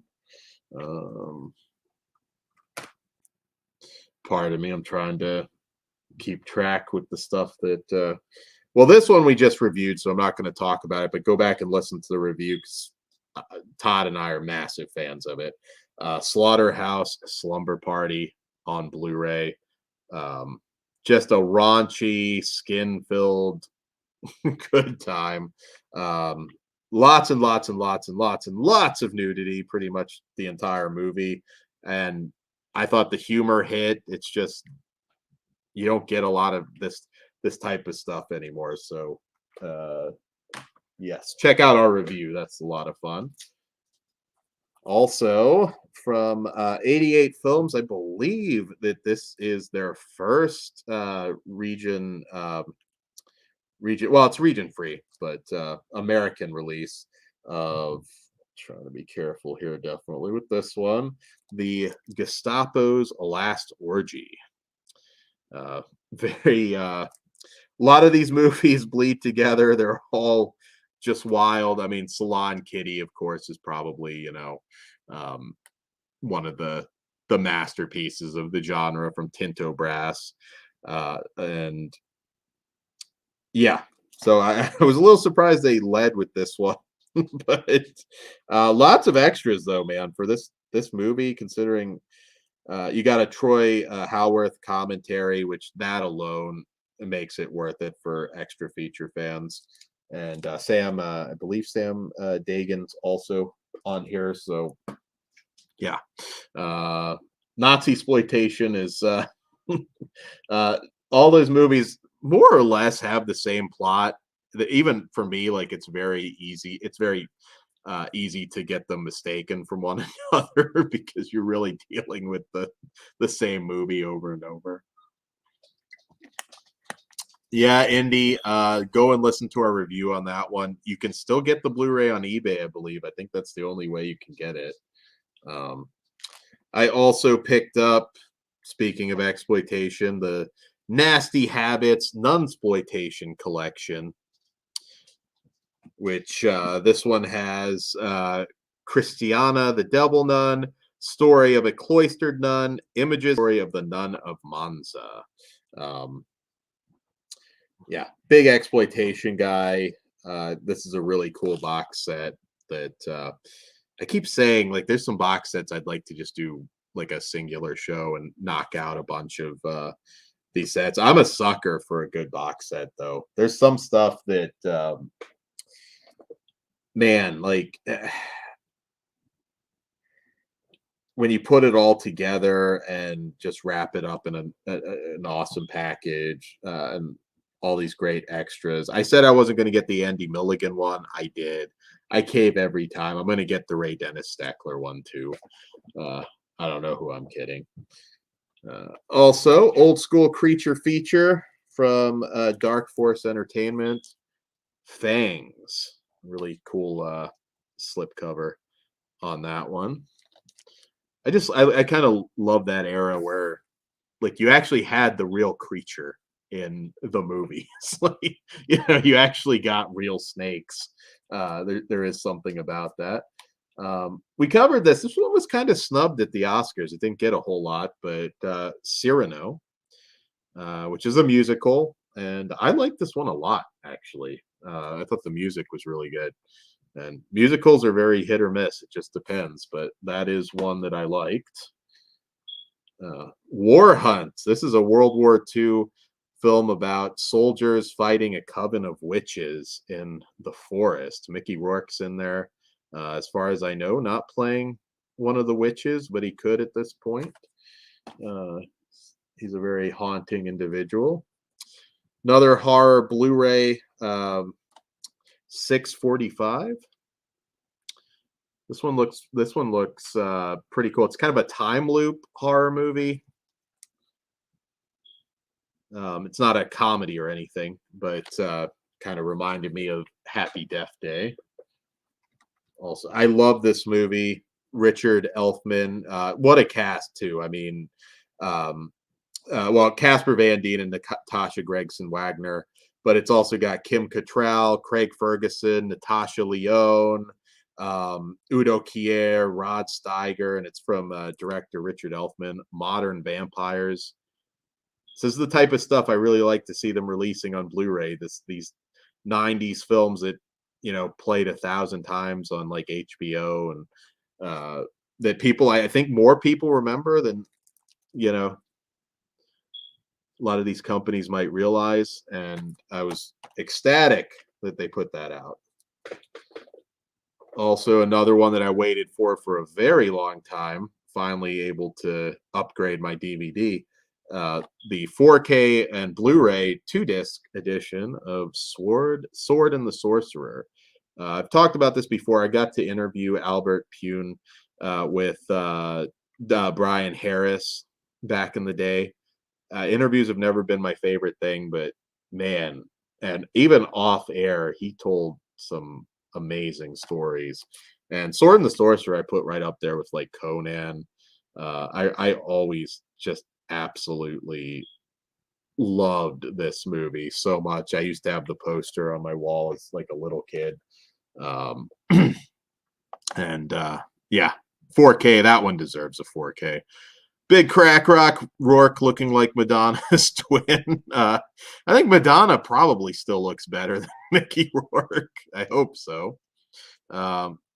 Yes, Natasha Gregson Wagner is another actress that's fantastic and sadly kind of forgotten about these days. Ben Grimm also loved Slaughterhouse Slumber Party, so there's another recommendation for that. Bog Zombie, stoked to see Hard Rock Nightmare released by Dark Force. Ben did not like 645. Okay, I saw a couple good reviews of it, but I will have to get to that soon. All right, back to it. Todd, don't rush. I got this one.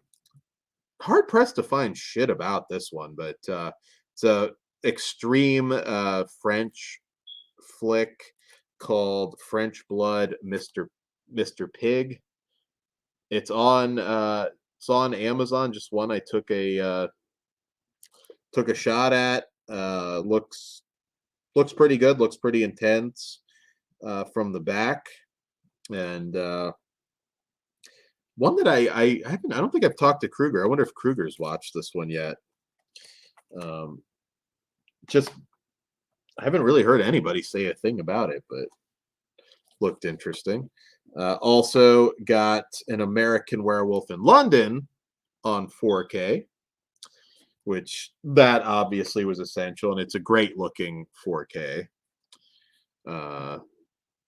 Random Western pickup with Sam Worthington, Thomas Jane, and Heather Graham called The Last Son. I grabbed that. And let's see. And classic Australian biker flick, Stone. Some of the stunts in this, they would never let you do these days. I'm a big Ozploitation fan, and I wouldn't say I'm like a biker exploitation kind of guy. It's not like high on my list, but I do like Stone quite a bit. It's one of the better ones. All right, moving along. That's the done pile. Trying to keep track of what I've already done. So, all right, moving on to some more. I got Red Rocket on Blu-ray. We reviewed this one. Really insane A24 film. If you haven't watched it yet, I do recommend it. I think our friend Hayden Cornelius is a big fan of that one. Also picked up, great movie. It's come up a lot lately. It was on that found footage, or no, not found. What was it on? Some show we talked recently about. Actually, I think they did reference it on the found footage show. But Hardcore with George C. Scott. Finally got that on Blu-ray, although I sense there might be another Blu-ray release of this coming. But this is an amazing movie. It really is. And George C. Scott and Paul Schrader did not get along at all on this one. They hated each other's guts. I think famously, Scott only agreed to come out of his trailer if Paul Schrader agreed to never direct another movie after, which he obviously didn't abide by, but he did. I guess he told him that he wouldn't if he would leave the trailer. Recent pickup, an Ang Lee film, Lust Caution, very steamy wartime erotic thriller. Grab that. Also, I'll just say Naked Daryl Hannah. That'll sell this one enough. Summer Lovers. Grab that one.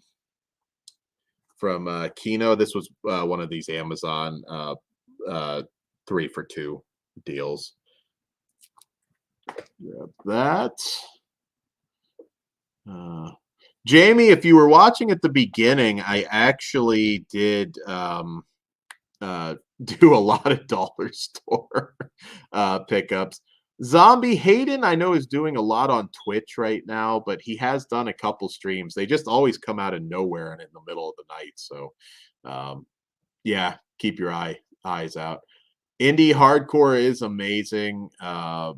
What a movie.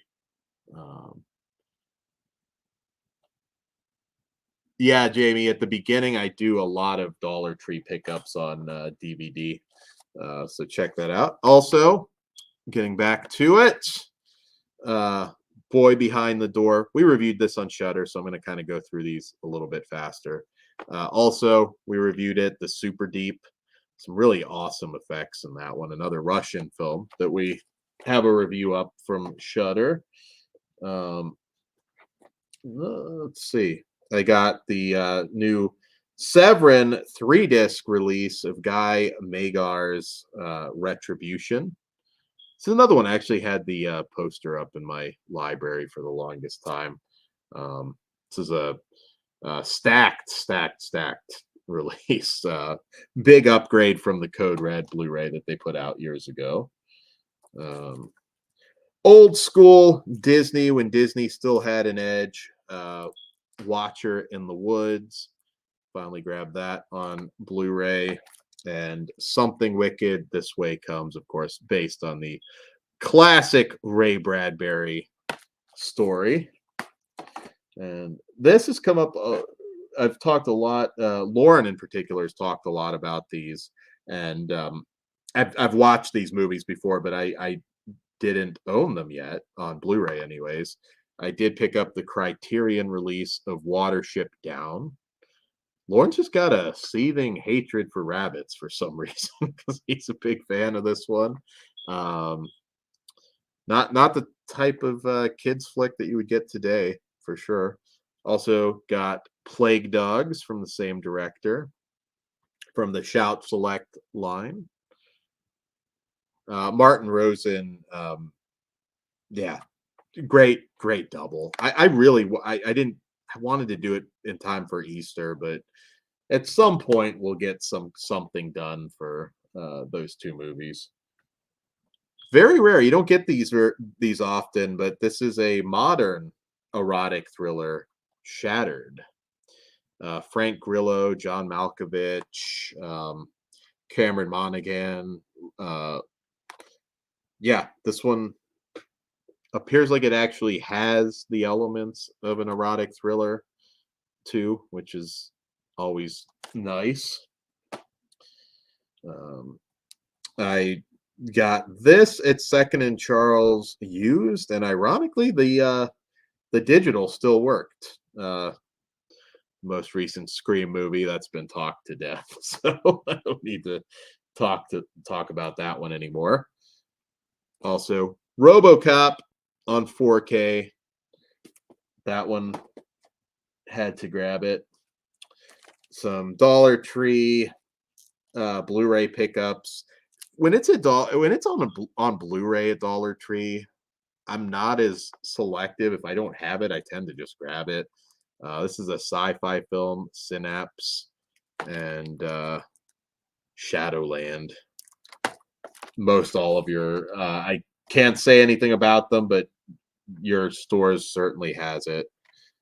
The Vigil, we reviewed this one a while back.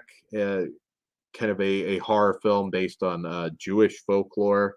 And you can go back and look at our review of that one. Let's see. Get a stack here of classic Mexican horror movies. First, I have the Mexican horror classic double feature there.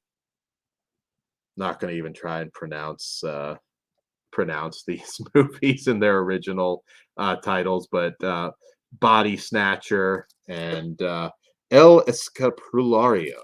I know I killed that, but nonetheless, we'll just go with Mexican horror classics double feature. But yeah, I do really enjoy Body Snatcher.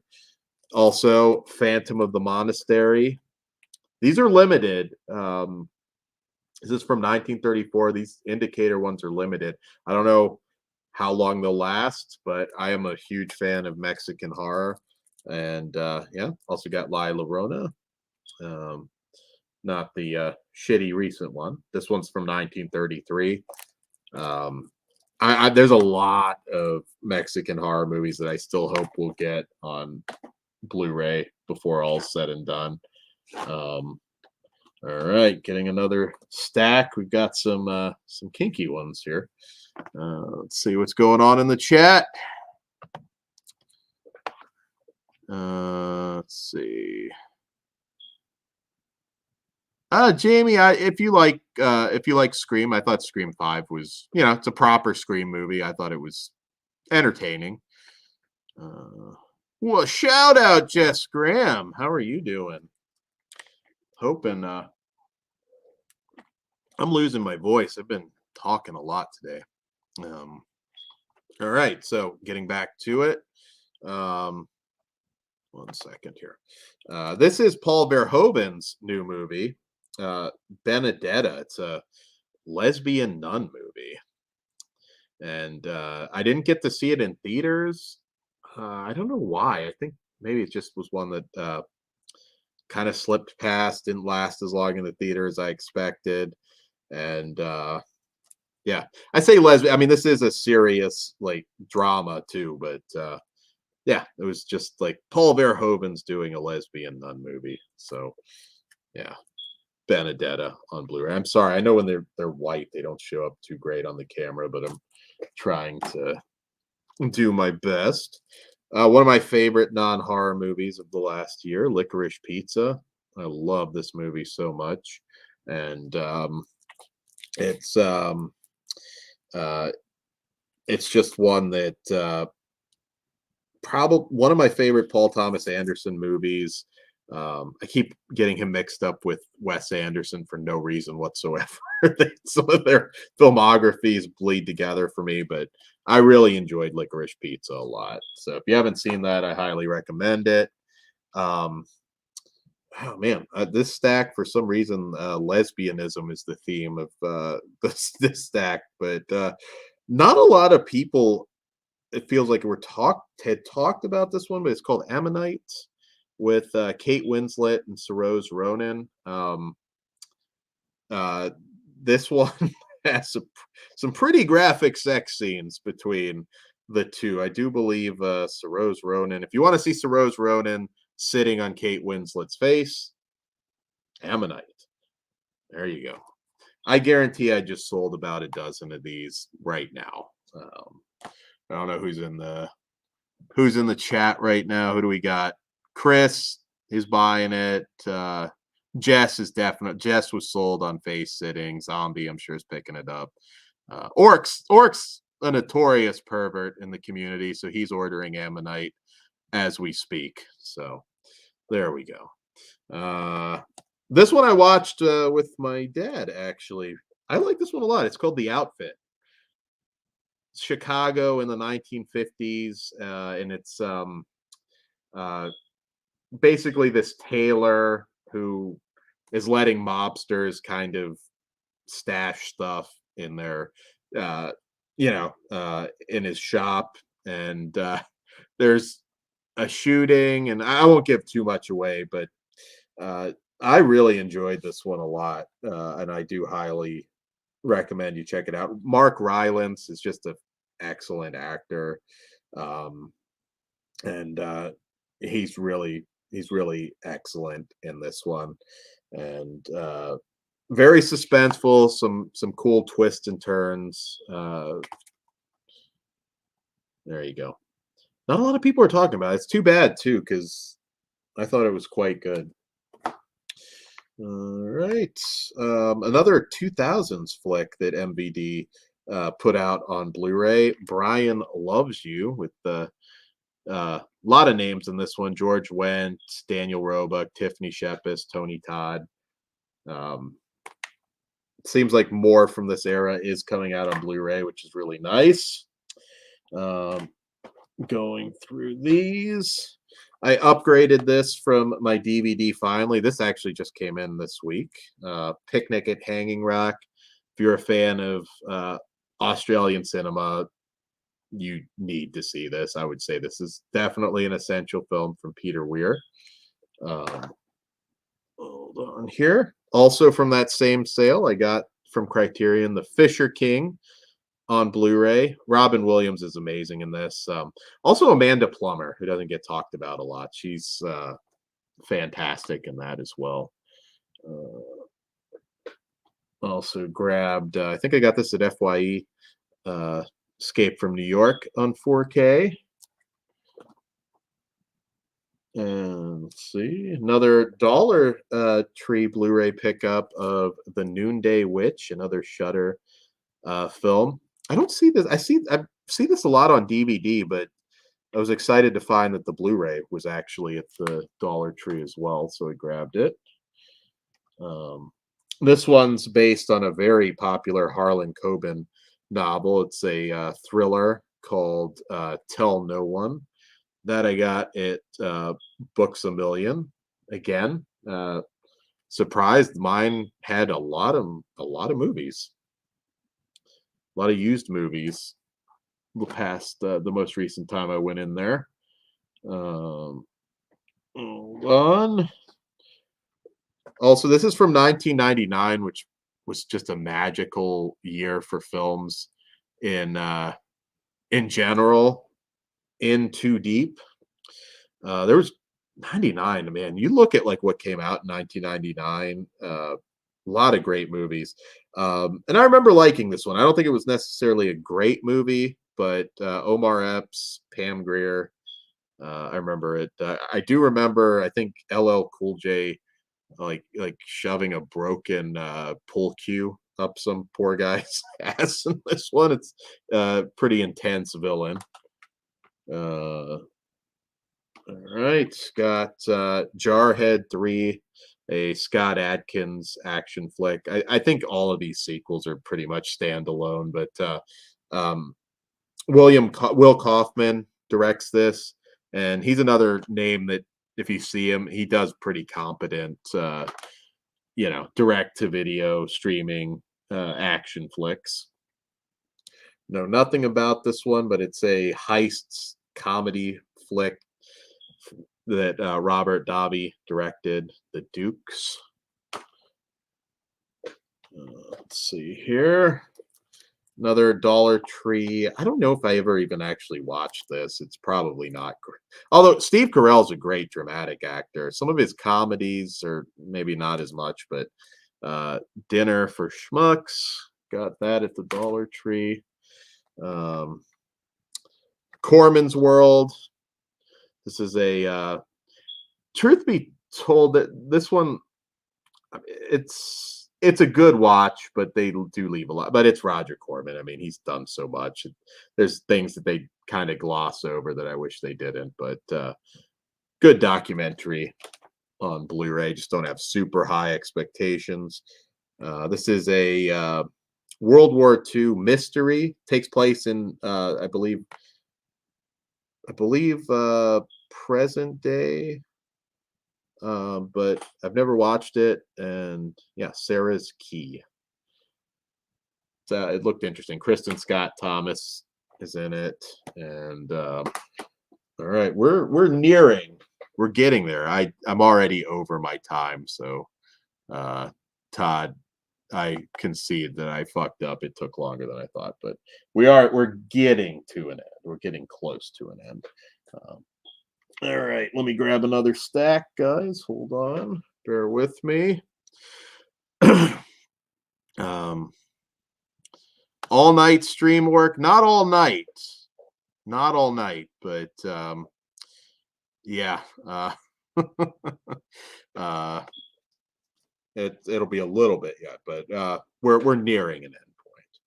All right, from Arrow, Mill of the Stone Women, which is a really great release. I have to watch this version of it, um, because I had an import that they had put this on Blu-ray a while back, but they did a fantastic job stacking this one, and yeah, Arrow Video is usually a pretty safe bet.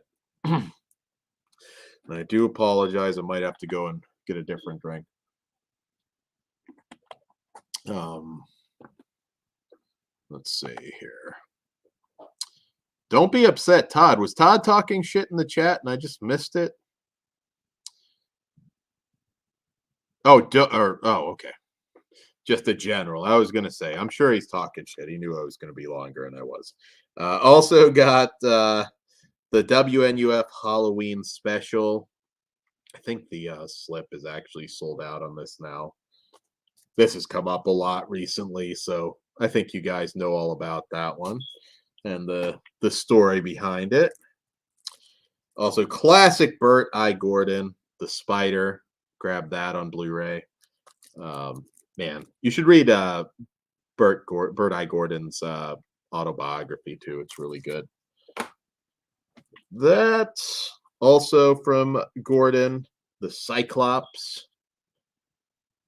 Finally grabbed this from another another Amazon sale, I believe, the Warner Archive collection. And also from a Shout Factory website exclusive, The Brain Eaters on Blu-ray. This actually has a small roll from Leonard Nimoy.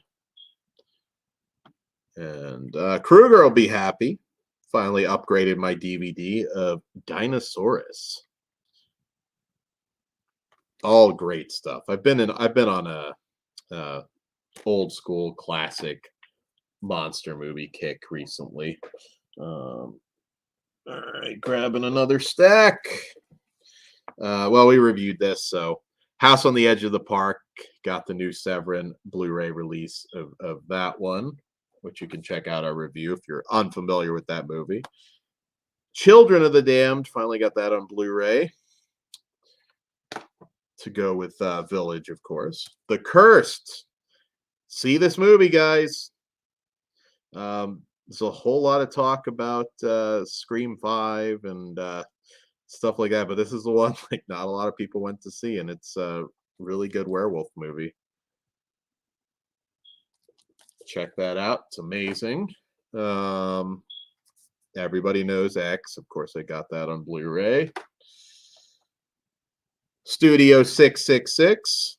Probably kind of sad to watch it now with the one guy dying like right after they released this, but it's a fun movie. I think even more so if you're a huge David Grohl fan. I think you'll appreciate it even more. But yeah, fun, light, goofy fluff. Also got Moonfall on 4K. My family, they're big disaster movie fans, so it was fun. This one's just batshit. Some of the plot developments in this one. And Halle Berry doesn't age, man. She looks amazing. I think Piz actually reviewed this and enjoyed it. The Exorcism of God. You can check out his review. We haven't reviewed it yet, I don't believe. All right. Getting close, but I've already lost in terms of Blood of the Vampire. This is a I think it's still I think it's still available on the or on the Shout Factory, I should say, website, but it is a website exclusive. The lovely Barbara Shelley, and this one's essential. Blood of the Vampire.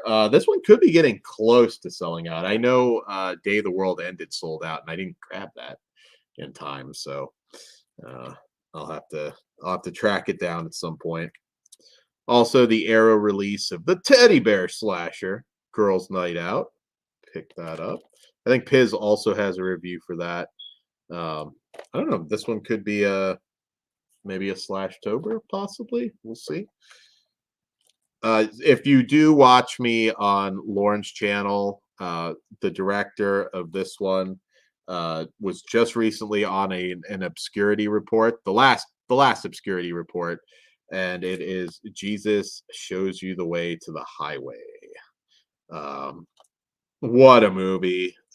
Go Visited by Voices One. If you're not subbed to Lauren and Sam, do so, because yeah, you have to experience this movie. It's just amazing. Also grabbed Wormwood Apocalypse. Took them a long time to do a sequel to this one, and I was happy to see it finally came out. I think it was supposed to be a web series or something at some point, unless I'm crazy, but let's see. Zombie of both original Children of the Damned.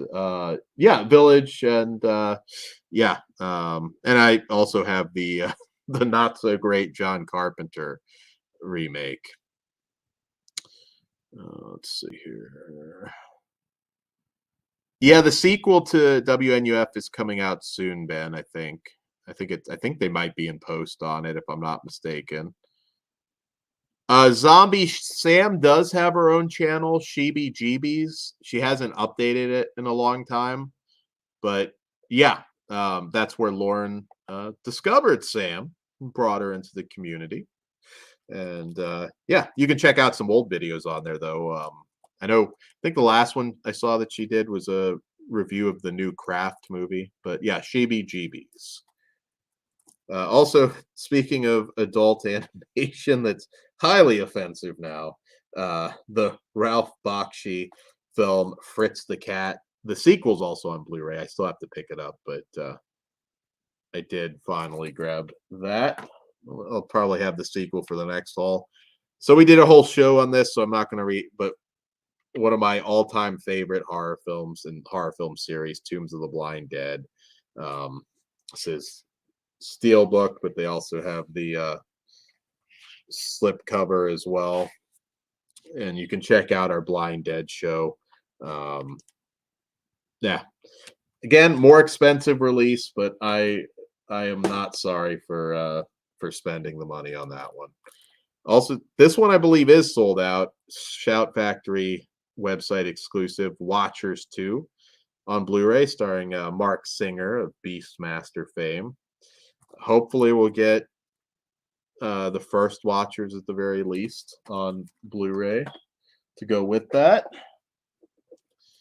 Also, one we reviewed, the Mickey Keating film Off Season. Right there. Getting close, and then I do have some books to show off, but I try and save that for the end for those that don't care. Communion. Man, this is essential, and also the Whitley Strieber novel as well, because everybody should read that. And if you don't know the story, yeah, you can go down a rabbit hole. I know, sadly, kind of became a bit of a laughing stock in the writing community, which is a shame, because I don't know if anything happened, but I certainly believe he believed something happened to him. So, but yes, Communion, Christopher Walken. That is also, is that a website exclusive? I don't. Well, if it is, that will sell out if it hasn't already. And if you want Communion on Blu-ray, yeah, I wouldn't waste too much time, because that will sell out soon. Also, this took a long time to come on Blu-ray. We Need to Do Something. We reviewed it. It's based on the Max Booth novel, which I also have. It took a long time for this to come to Blu-ray, it seems. And I know Max Booth said he shot a commentary for it, but I don't see it listed on this yet. So I don't know. It's weird. I have to figure out what happened with that. Hold on, I dropped one. Bear with me a second here. try and get it. All right. There we go. All right. So I also got 12 Monkeys on 4K. It's a great film. And a great TV show, by the way, guys. If you haven't watched the 12 Monkeys Sci-Fi Channel show, Mill Creek just put out a complete series Blu-ray of it that I need to pick up because I had the first 2 seasons, which I know I got to send those to you, Christian, if you're watching this, so you can check those out. I've got them actually sitting in a box. I just haven't gotten to it, but yeah, 12 Monkeys on 4K. Also on 4K, the double feature. Only the first Heavy Metal is on 4K. Heavy Metal 2000 is just a Blu-ray, but that was only ever on DVD before 2. So, yeah. So I do like animated films. I just am more, I guess, adult animation these days. Let's see, everybody knows about this release, but the limited edition Synapse release of Phenomena on 4K. I haven't died. I mean, I've obviously watched the movie, but I haven't gotten to dive into this yet. But it's a great set. All the Argento stuff is pretty much worth getting on 4K. I don't know what I'll do. I don't think I'd ever own his Dracula film on 4K though. This was a bit of a disappointment. Well, this one, not the best looking 4K, but I still love Alligator. And also Blu-ray only Alligator 2, The Mutation. Grab both of those.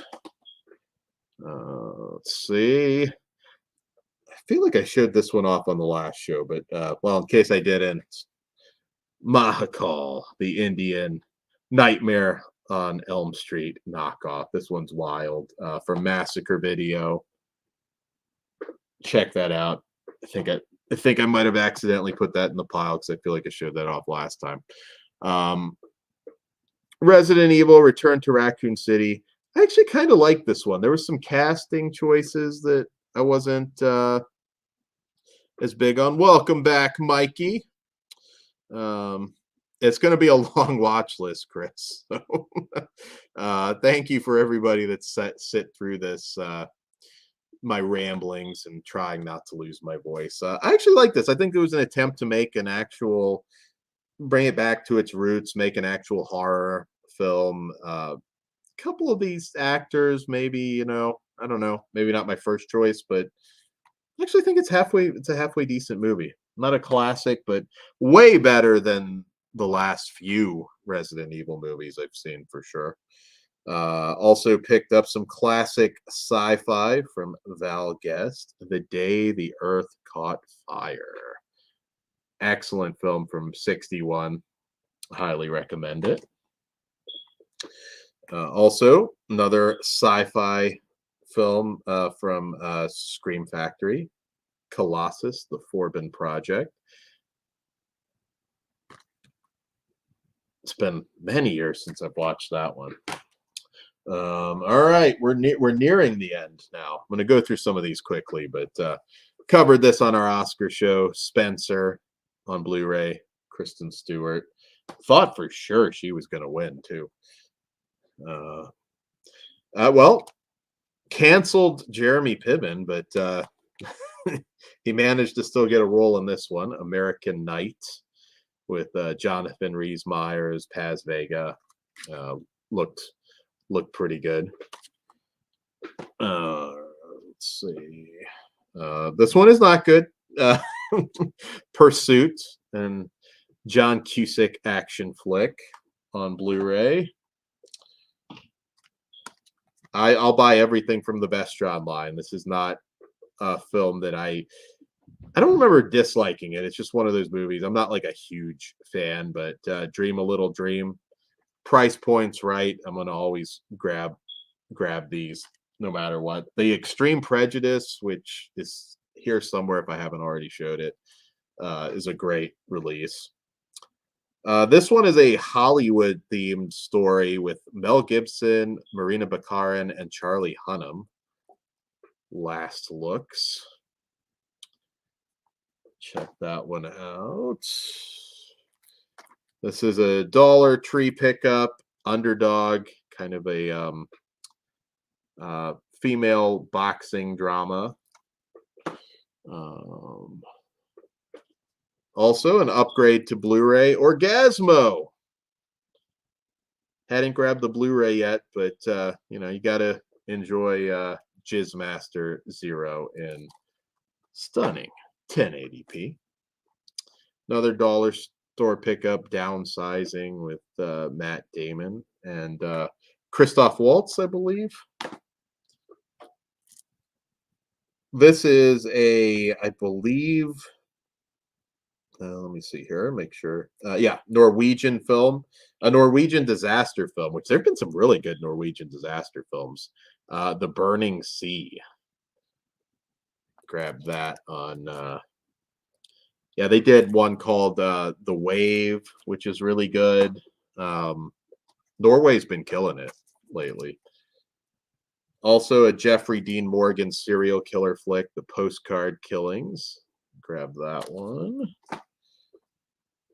The Devil's Revenge with, for Star Trek fans, Jerry Ryan and William Shatner.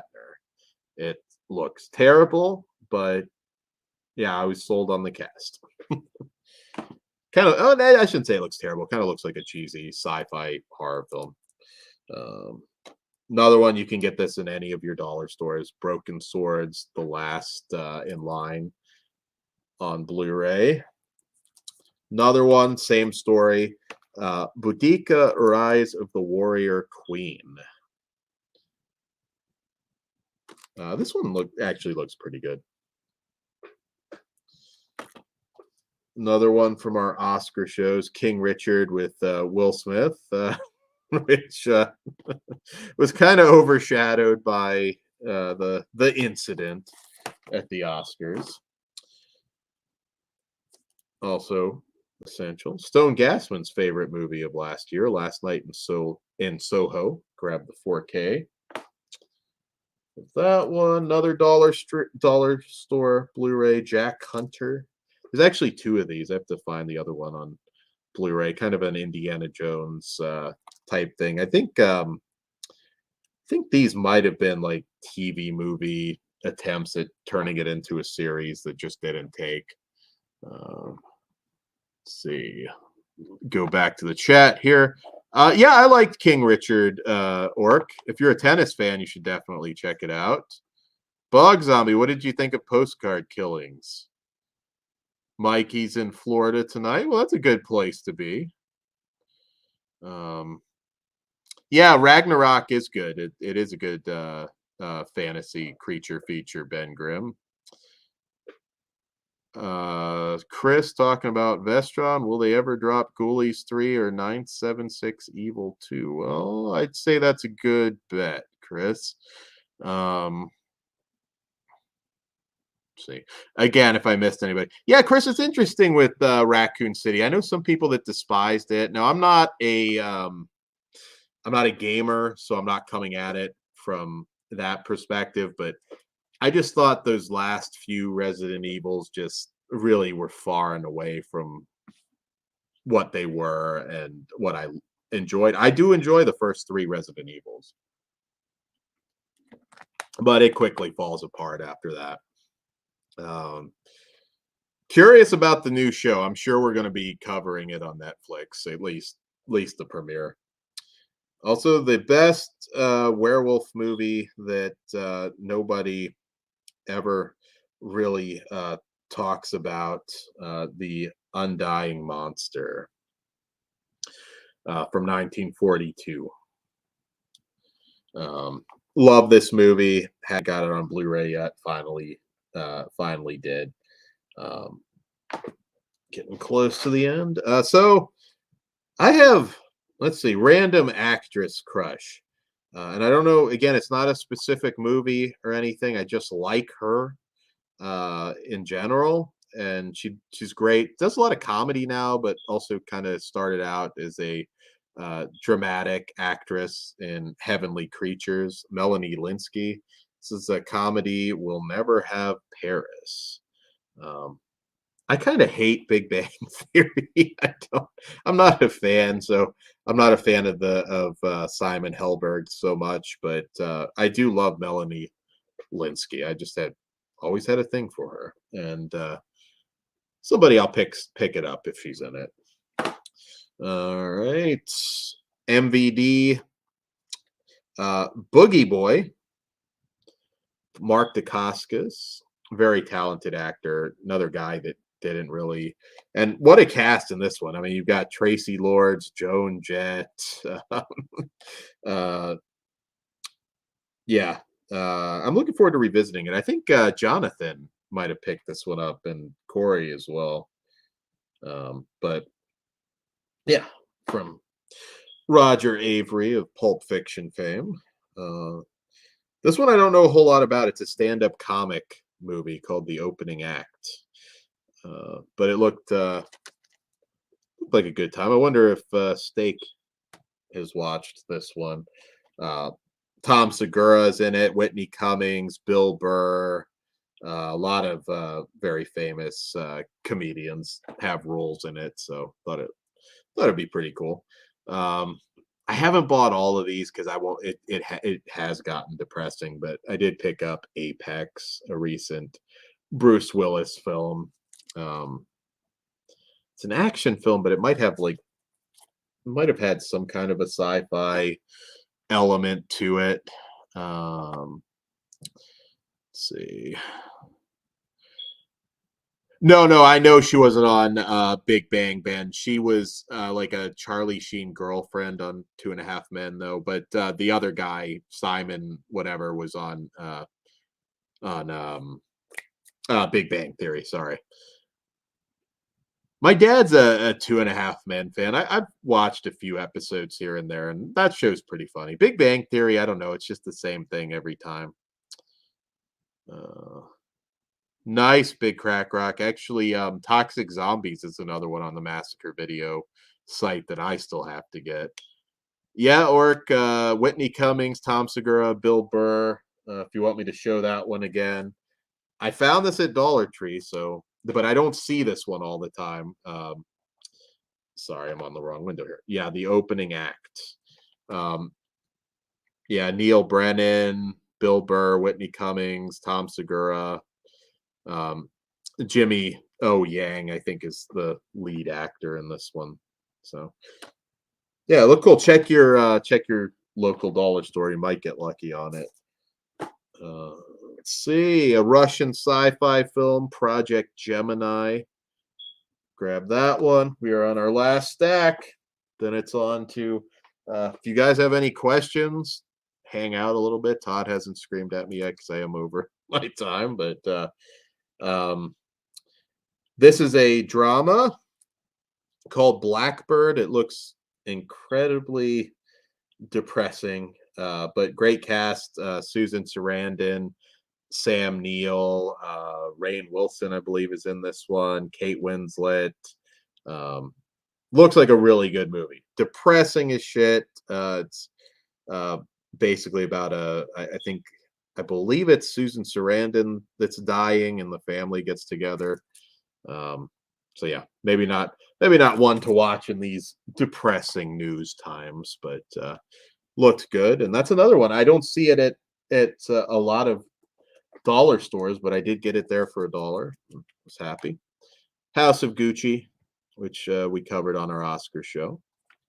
I didn't know a lot about that story, which always kind of helps. The Sofia Boutella sci-fi film, Settlers.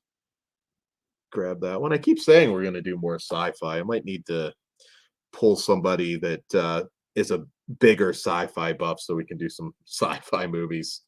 The Colony, another science fiction film. I watched this one. I thought it was pretty good. Right there. Coming to the end. Mary with Gary Oldman. It is terrible. But it's Gary Oldman. he holds it together the best he can. It's another, that was that one I was talking about earlier, the other Mary Celeste movie. Grand Isle with Nicolas Cage and Kelsey Grammer. It's kind of sort of an erotic thriller. It doesn't have a whole lot in the way of steamy content though. The Hand, which is an Oliver Stone, early Oliver Stone horror movie from 1981, and this is the Scream Factory Blu-ray of that one. Let's see, moving on, another World War II film from the UK, Mission of Honor, which you'll recognize Ewan Rion from Game of Thrones. I think he might be I don't think he's a villain in this one, which is kind of weird because, man, he was a piece of shit in Game of Thrones. This one is a Catherine Isabel World War II movie, which you can get at your local dollar store, Where We Disappear. I love Catherine Isabel, so yeah. We're down to the final 6. Then I got some books to show off, and I'll bullshit with you in the chat a little bit if you like. Escape from Auschwitz, another World War II flick that there's, like I said, there's just a ton of those, at least at my dollar stores. So taking a look around, making sure I didn't miss any Blu-rays or anything. I got Chucky season 1, which overall positive. I have some issues with it, but I do love that this series, like, it didn't even ignore the last 2, which went, direct to Blu-ray, which I think is awesome. If nothing else, I like that they've kept continuity with this, and I am excited for season 2. I could kind of see myself being less excited depending where they go with it, but we'll see. Let's see. Bog Zombie asks, have you ever seen Holliston? He says the laugh trip. Yeah. The Adam Green show. Yeah, that I did enjoy. I don't know where it stands with another season of that. I used to listen to his podcast, but I think it's like you have to pay now for it. He and Joe Lynch's podcast. Let's see.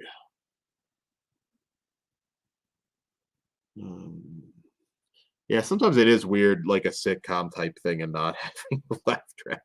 VHS 94, we reviewed that one, so you can go back and check that out. Extreme Prejudice, we have another recent review of that from the Vestron line. 13 minutes, which is kind of like a disaster movie. Well, kind of disguised as a disaster movie. It has like it's a weird one. It has like an abortion subplot, and it's got Trace Adkins and Anne Heche who play a couple in this one. It was amusing. I wouldn't necessarily say good.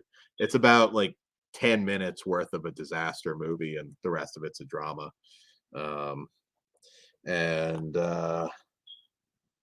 Yeah, all right. That was it in terms of Blu-rays. Take a drink here, and then I'll show off some books and see what's going on in the chat here. Let's see.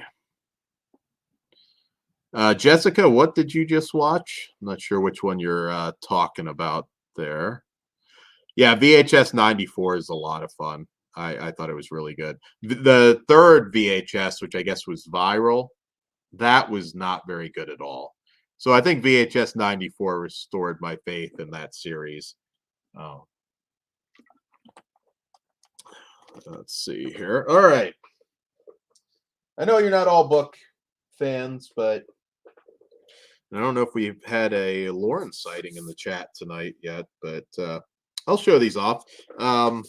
So I'm a big Ray Garton guy, and ever since I moved to Georgia, I've been recollecting some stuff, because when you move, if you have a lot of hardcovers, they take up a lot of they fill up a lot of tubs. So there were certain things that I had sold off. I've recollected some some of the classics. If you're a vampire fan, you may remember Live Girls. This is the fairly new Centipede Press release of that story.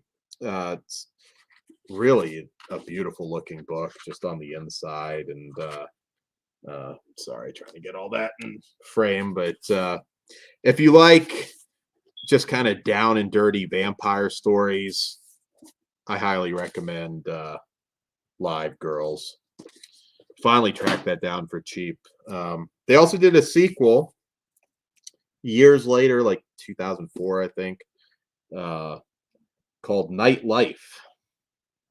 These are not like gothic romantic vampire stories. These are more go for the jugular, down and dirty vampire stories. Yeah, Viral was the shit, Sork. I didn't care for it. Let's see. So if you are a reader, this is a name, unless you're really like an avid horror reader, you might not know him, which is kind of sad because this collection is amazing. I owned it before. I finally found it cheap to own it again. Painted Devils. This is a series of stories from Robert Aikman. This is amazing if you can track it down. Some really awesome stuff in here, and I know Lauren would second that. I also from Robert Aikman, Cold Hand in Mind, Strange Stories. What do we got here? This took me a while to find it cheap again. Well, cheap-ish. It wasn't cheap, but cheap-ish. I'm a big Thomas Ligotti fan, and I did find a copy of Grimscribe. I was glad. This is one that I was kicking myself. I mean, I didn't sell it for nothing or anything, but I did sell it before my move, and I'm glad to have it back in the library. Yeah, Chris, I wouldn't mind a yearly VHS. The only problem with that though is like you never quite know. Like I don't want it yearly and then just have it be a piece of shit though, you know. So these are all recollections, and a couple of these are pretty rare, I believe. I went to an estate sale that had a bunch of ST Joshi books. So you can go back and watch. It's a ways back, but Lauren has an interview with Joshi on his channel. But this was, they must have bought it from the Denver Public Library, but this is H.P. Lovecraft and Lovecraft Criticism. There's not much to show here because there's no jacket or anything, but very kind of rare Joshi title. And so the book's a little bit beat up, but nonetheless, I was happy.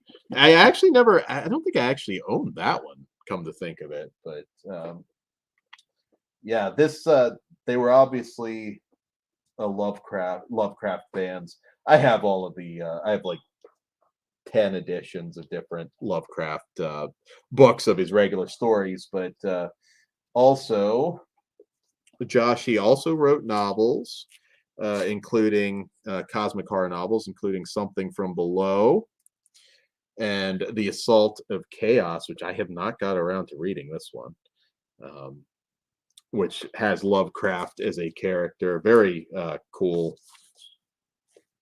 beautiful looking edition of that one as well. Let's see. I'm going to let Todd know that I'm coming to the end, but keep hammering out.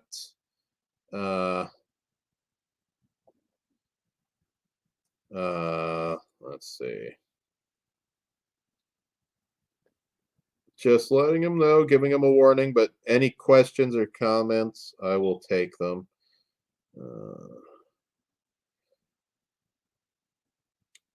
Coming to the end. All right. Todd's got to end the show. I don't know what I'm doing. Also, from that ST Joshi haul, I got The Rise and Fall of the Cthulhu Mythos. For those of you like that aren't like avid readers, Cthulhu and that the whole mythos is it's not just H.P. Lovecraft. This kind of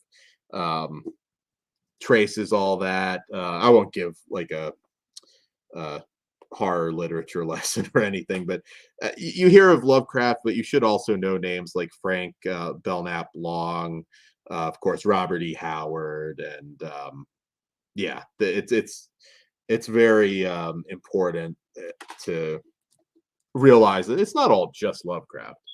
But yeah, that's a beautiful book as well. Also, the last, I think, St. Joshi one that I got, The Weird Tale. And this is actually, I think, one of the more rare ones too. This one I did own, but I think it's kind of become more rare since then. And this is a good book on Lovecraft from a French author, Michael Holbeck. I can never say his name, but nonetheless, it's one of the better books on Lovecraft that you guys should, if you're interested, check out. It has an introduction by Stephen King. Trying to grab some. I've been really lucky, and this isn't even all the books I bought. I try not to make the book updates too long. So I know most of you are film folk, but this will give you a good reading guide too. This one's really good. It's a collection of stories by John Paget, The Secret of Ventriloquism. There's a lot. If you're into like horror booktube, this one freaked the fuck out a lot of people. So yeah, and that one's easy. I mean, that's cheap. You can get that off Amazon. Got from cryptid legend Hunter Shea, Bigfoot in the Bronx. If you're a fan of just monster novels in general, Hunter Shea is like near the top of that list. Just fun. I mean, I know it sounds like I don't want it to sound like a backhanded compliment, but like B horror movies and novel form kind of stuff. I mean, he's great. I will say Hunter Shea though wrote a book called Creature, which I would recommend to anybody. It is a monster story, but that is one of his masterpieces. Really moving story of a husband and his sick wife. That one's a little more serious. Obviously, Bigfoot in the Bronx is kind of just fun, good time. Another author that you guys may not have heard of, Bracken McLeod. I got 13 Views of the Suicide Woods, which is a really good book. So Samantha Kolsnick made a lot of waves with her novel from last year, True Crime. This is her new one, Waif, from Grindhouse Press. My voice is going so fast, so I'm going to try and get through the rest of these. Let's see here. Yeah. I'm not going to say I'm not going to answer some of these things in the chat because, let's see. Bigfoot in the Bronx is fun. Hunter Shea, guys, like, always a good time. Always a good time. Yeah, I know, Orc. I went way over, but what can I say? So I was right. You were right. That's fine. I'm not always right. I'm mostly always right. You're like, yeah, jeez. And this is why I leave. Yeah, I'm just finishing up with some books. Oh, he left again. Okay. I can still hear you. All right, fine. This is a great cover. Mud Ballad, Joe Quinnell. Very bizarre. Just awesome book. I had a lot of fun with this one. Check that one out. Tim Curran, another actually no, I don't think Lauren's interviewed Tim Curran yet, but Dollface, I have pretty much all of his books. Let's see, a newer pickup from Isabel Canas, The Hacienda. grab that one. Mexican Gothic was a huge smash hit a year ago or so now. And I know that had some comparisons. So I loved Mexican Gothic. This is usually a very expensive one that I was lucky. Again, I didn't get it for nothing, but I found it for pretty cheap compared to what it normally goes for. Dark Gods by T.E.D. Klein. I think even the paperback's getting a little more difficult to find. He has a didn't write a whole lot of not in the way of novels. Ceremonies is also a classic story. If you haven't if you haven't read this before, I highly recommend it. Not going to delve too much into plot because yes, I know it's going to cap out at little over 3 hours.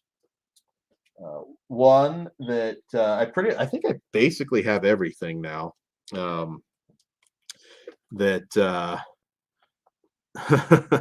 Well, thank you, Orc. If I went in depth on this shit, then yeah, it would be like a 12-hour stream, but my voice wouldn't last that long.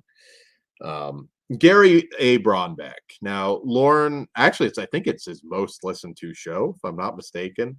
Interviewed Gary. A lot of like readers, like they can name like 5 horror authors, like Stephen King, obviously being one. Gary Bronbeck is a fucking legend. He is amazing, and you should check out his stuff. He's if you go and watch that interview, I'm really glad that it did so well because he's just if you're a diehard horror reader, maybe you've heard of him, but this guy is one of the greats of his era, and I got Destinations Unknown, series of short stories, and the one that's eluded me for a while now. I had the first volume, part of his Cedar Hill Stories, Volume 2. He writes some fantastic short stories in these, and this one was kind of hard to track down for a decent price, but yeah, I mean, Indifference of Heaven. Oh my God, that is a classic Bronbeck story. Just look if he wrote it, I don't think he ever wrote a bad story. So if you're making a reading list, Gary A. Bronbeck, check it out. Some of the hardcovers might be a little bit pricey, but you can still track down paperbacks. This one got a lot of recommendations on Horror BookTube, The Vegetarian by Han Kang, and this was interesting. It's got a lot of praise outside of the horror community too. It's basically about a woman that decides she's going to be vegetarian or vegan in like Vietnam, and the sort of cultural backlash that gets, and it apparently gets pretty ugly. I haven't read it yet, so I can't give you like a full plot rundown, but there are some reviews out there of people just raving about this one. So I look forward to reading it. It's been out a while. One of those ones I never got to. Let's see some newer authors here, some extreme horror from Aaron Beauregard. All Smiles Until I Return. Now, these ones are a bit more fucked up. If you read The Slob, like trigger warnings for pretty much everything when it comes to Beauregard. Also, Modern Hysteria, another Aaron Beauregard book. Really cool cover art too on these. A fellow YouTuber here on sorry, lost my train of thought. The Pale White, Chad Lutsky. Chad Lutsky is a great author. Skullface Boy is one that I enjoyed quite a bit, kind of a coming of age horror story that I recommend you guys check out. And yeah, this is one of his newer ones. He also has a cannibal novel that he just released a while ago that's kind of not typical for his style. Good night, zombie. You made it almost to the end of this long ass stream. Let's see. Oh, is Corey streaming? Okay. Yeah, well, I won't be much longer. I didn't realize Corey was streaming, but I'm getting to the end now.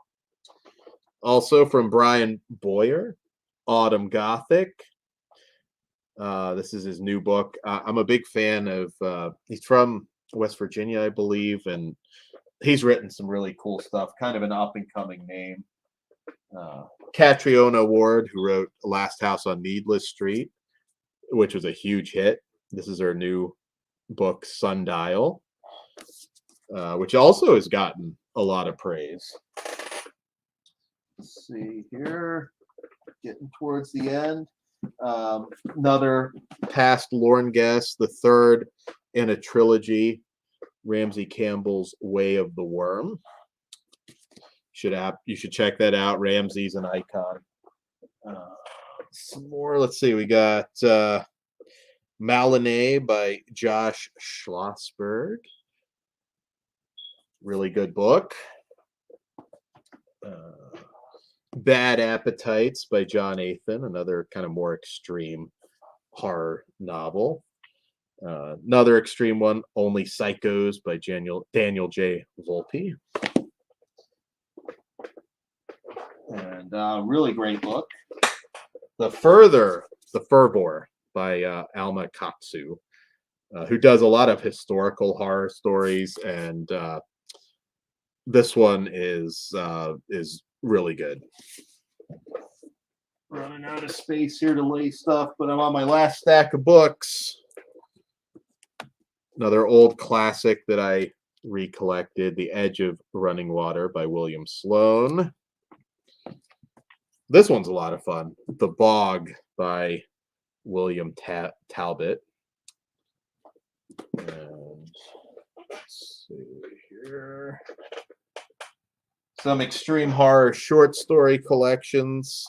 Collecting Rain from Rain Havoc. I got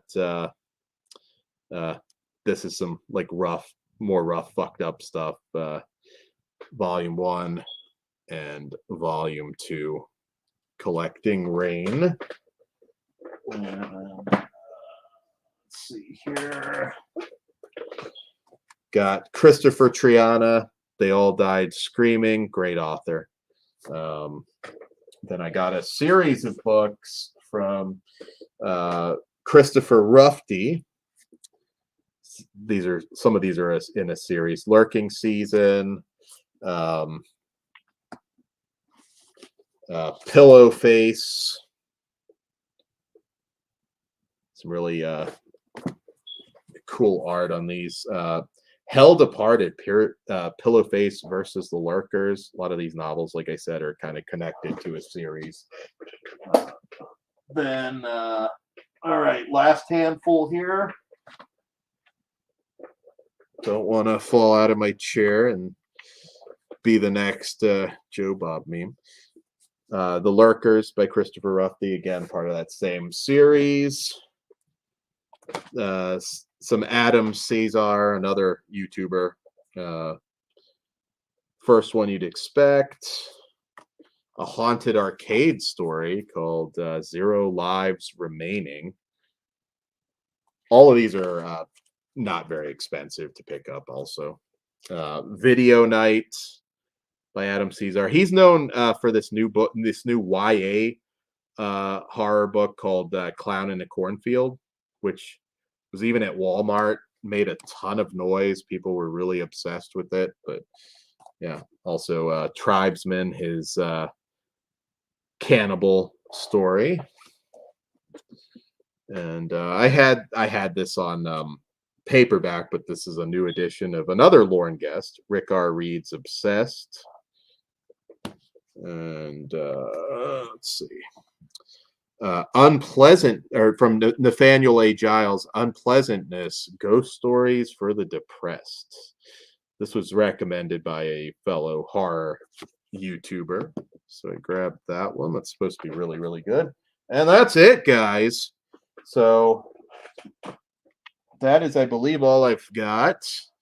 3 hours, 5 minutes. I'm going to call that the end time because now I'm just bullshitting for a minute or two. Yes. Oh, Jessica, what did you think of Jesus Shows You the Way to the Highway?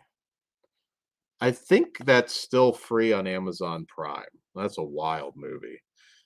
So I'm going to 5 minutes and then bow out, especially if Corey's doing a stream. I didn't think he was streaming tonight. I didn't see any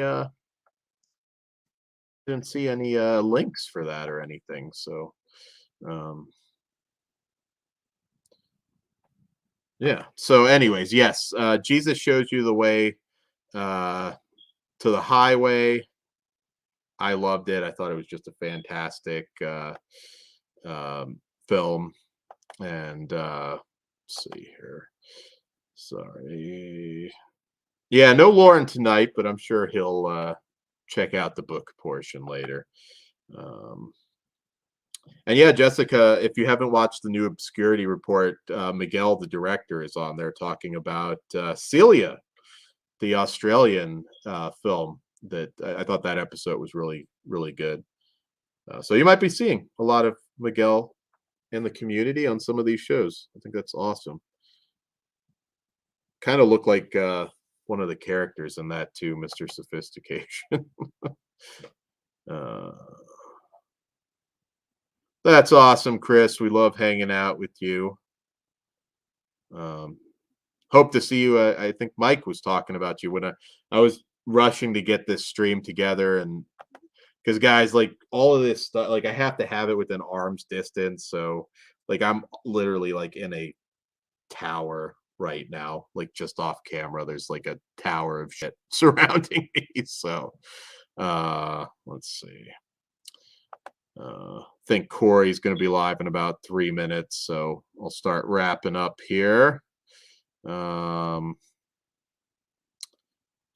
No official release of Cast a Deadly Spellbog Zombie, unfortunately. I mean, it's a popular bootleg. I hope to God that actually gets a proper release at some point. It's streaming on HBO Max and HD. Yeah, that's why I'm hoping like we'll get an actual physical. I can see an archive release coming, but not on the regular label. But actually,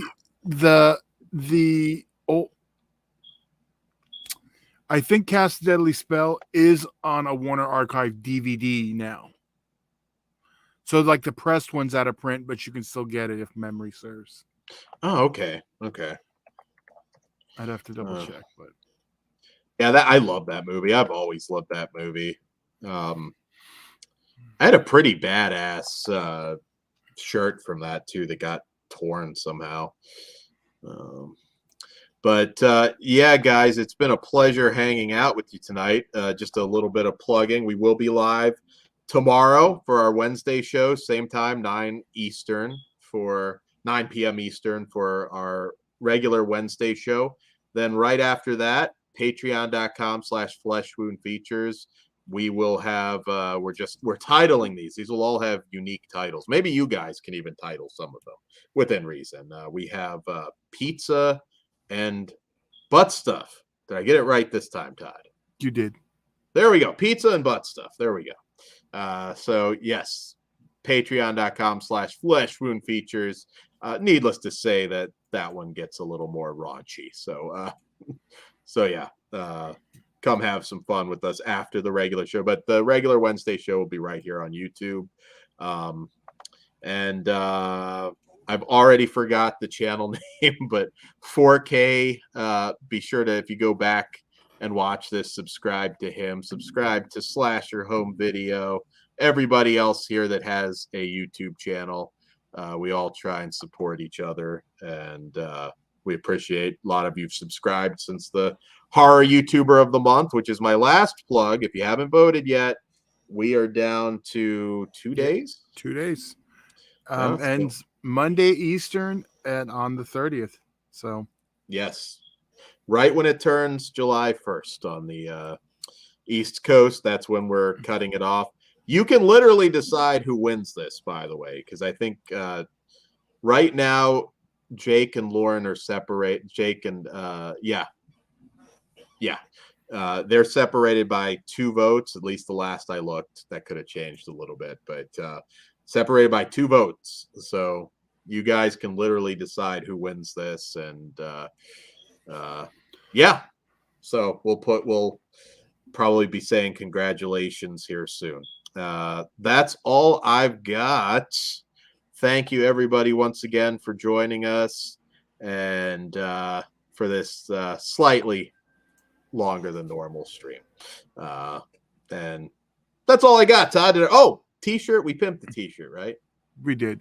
All right. So yes, check out all the merch, fleshwoundfeatures.com. And on that note, go check out S'mores Indoors. Good night.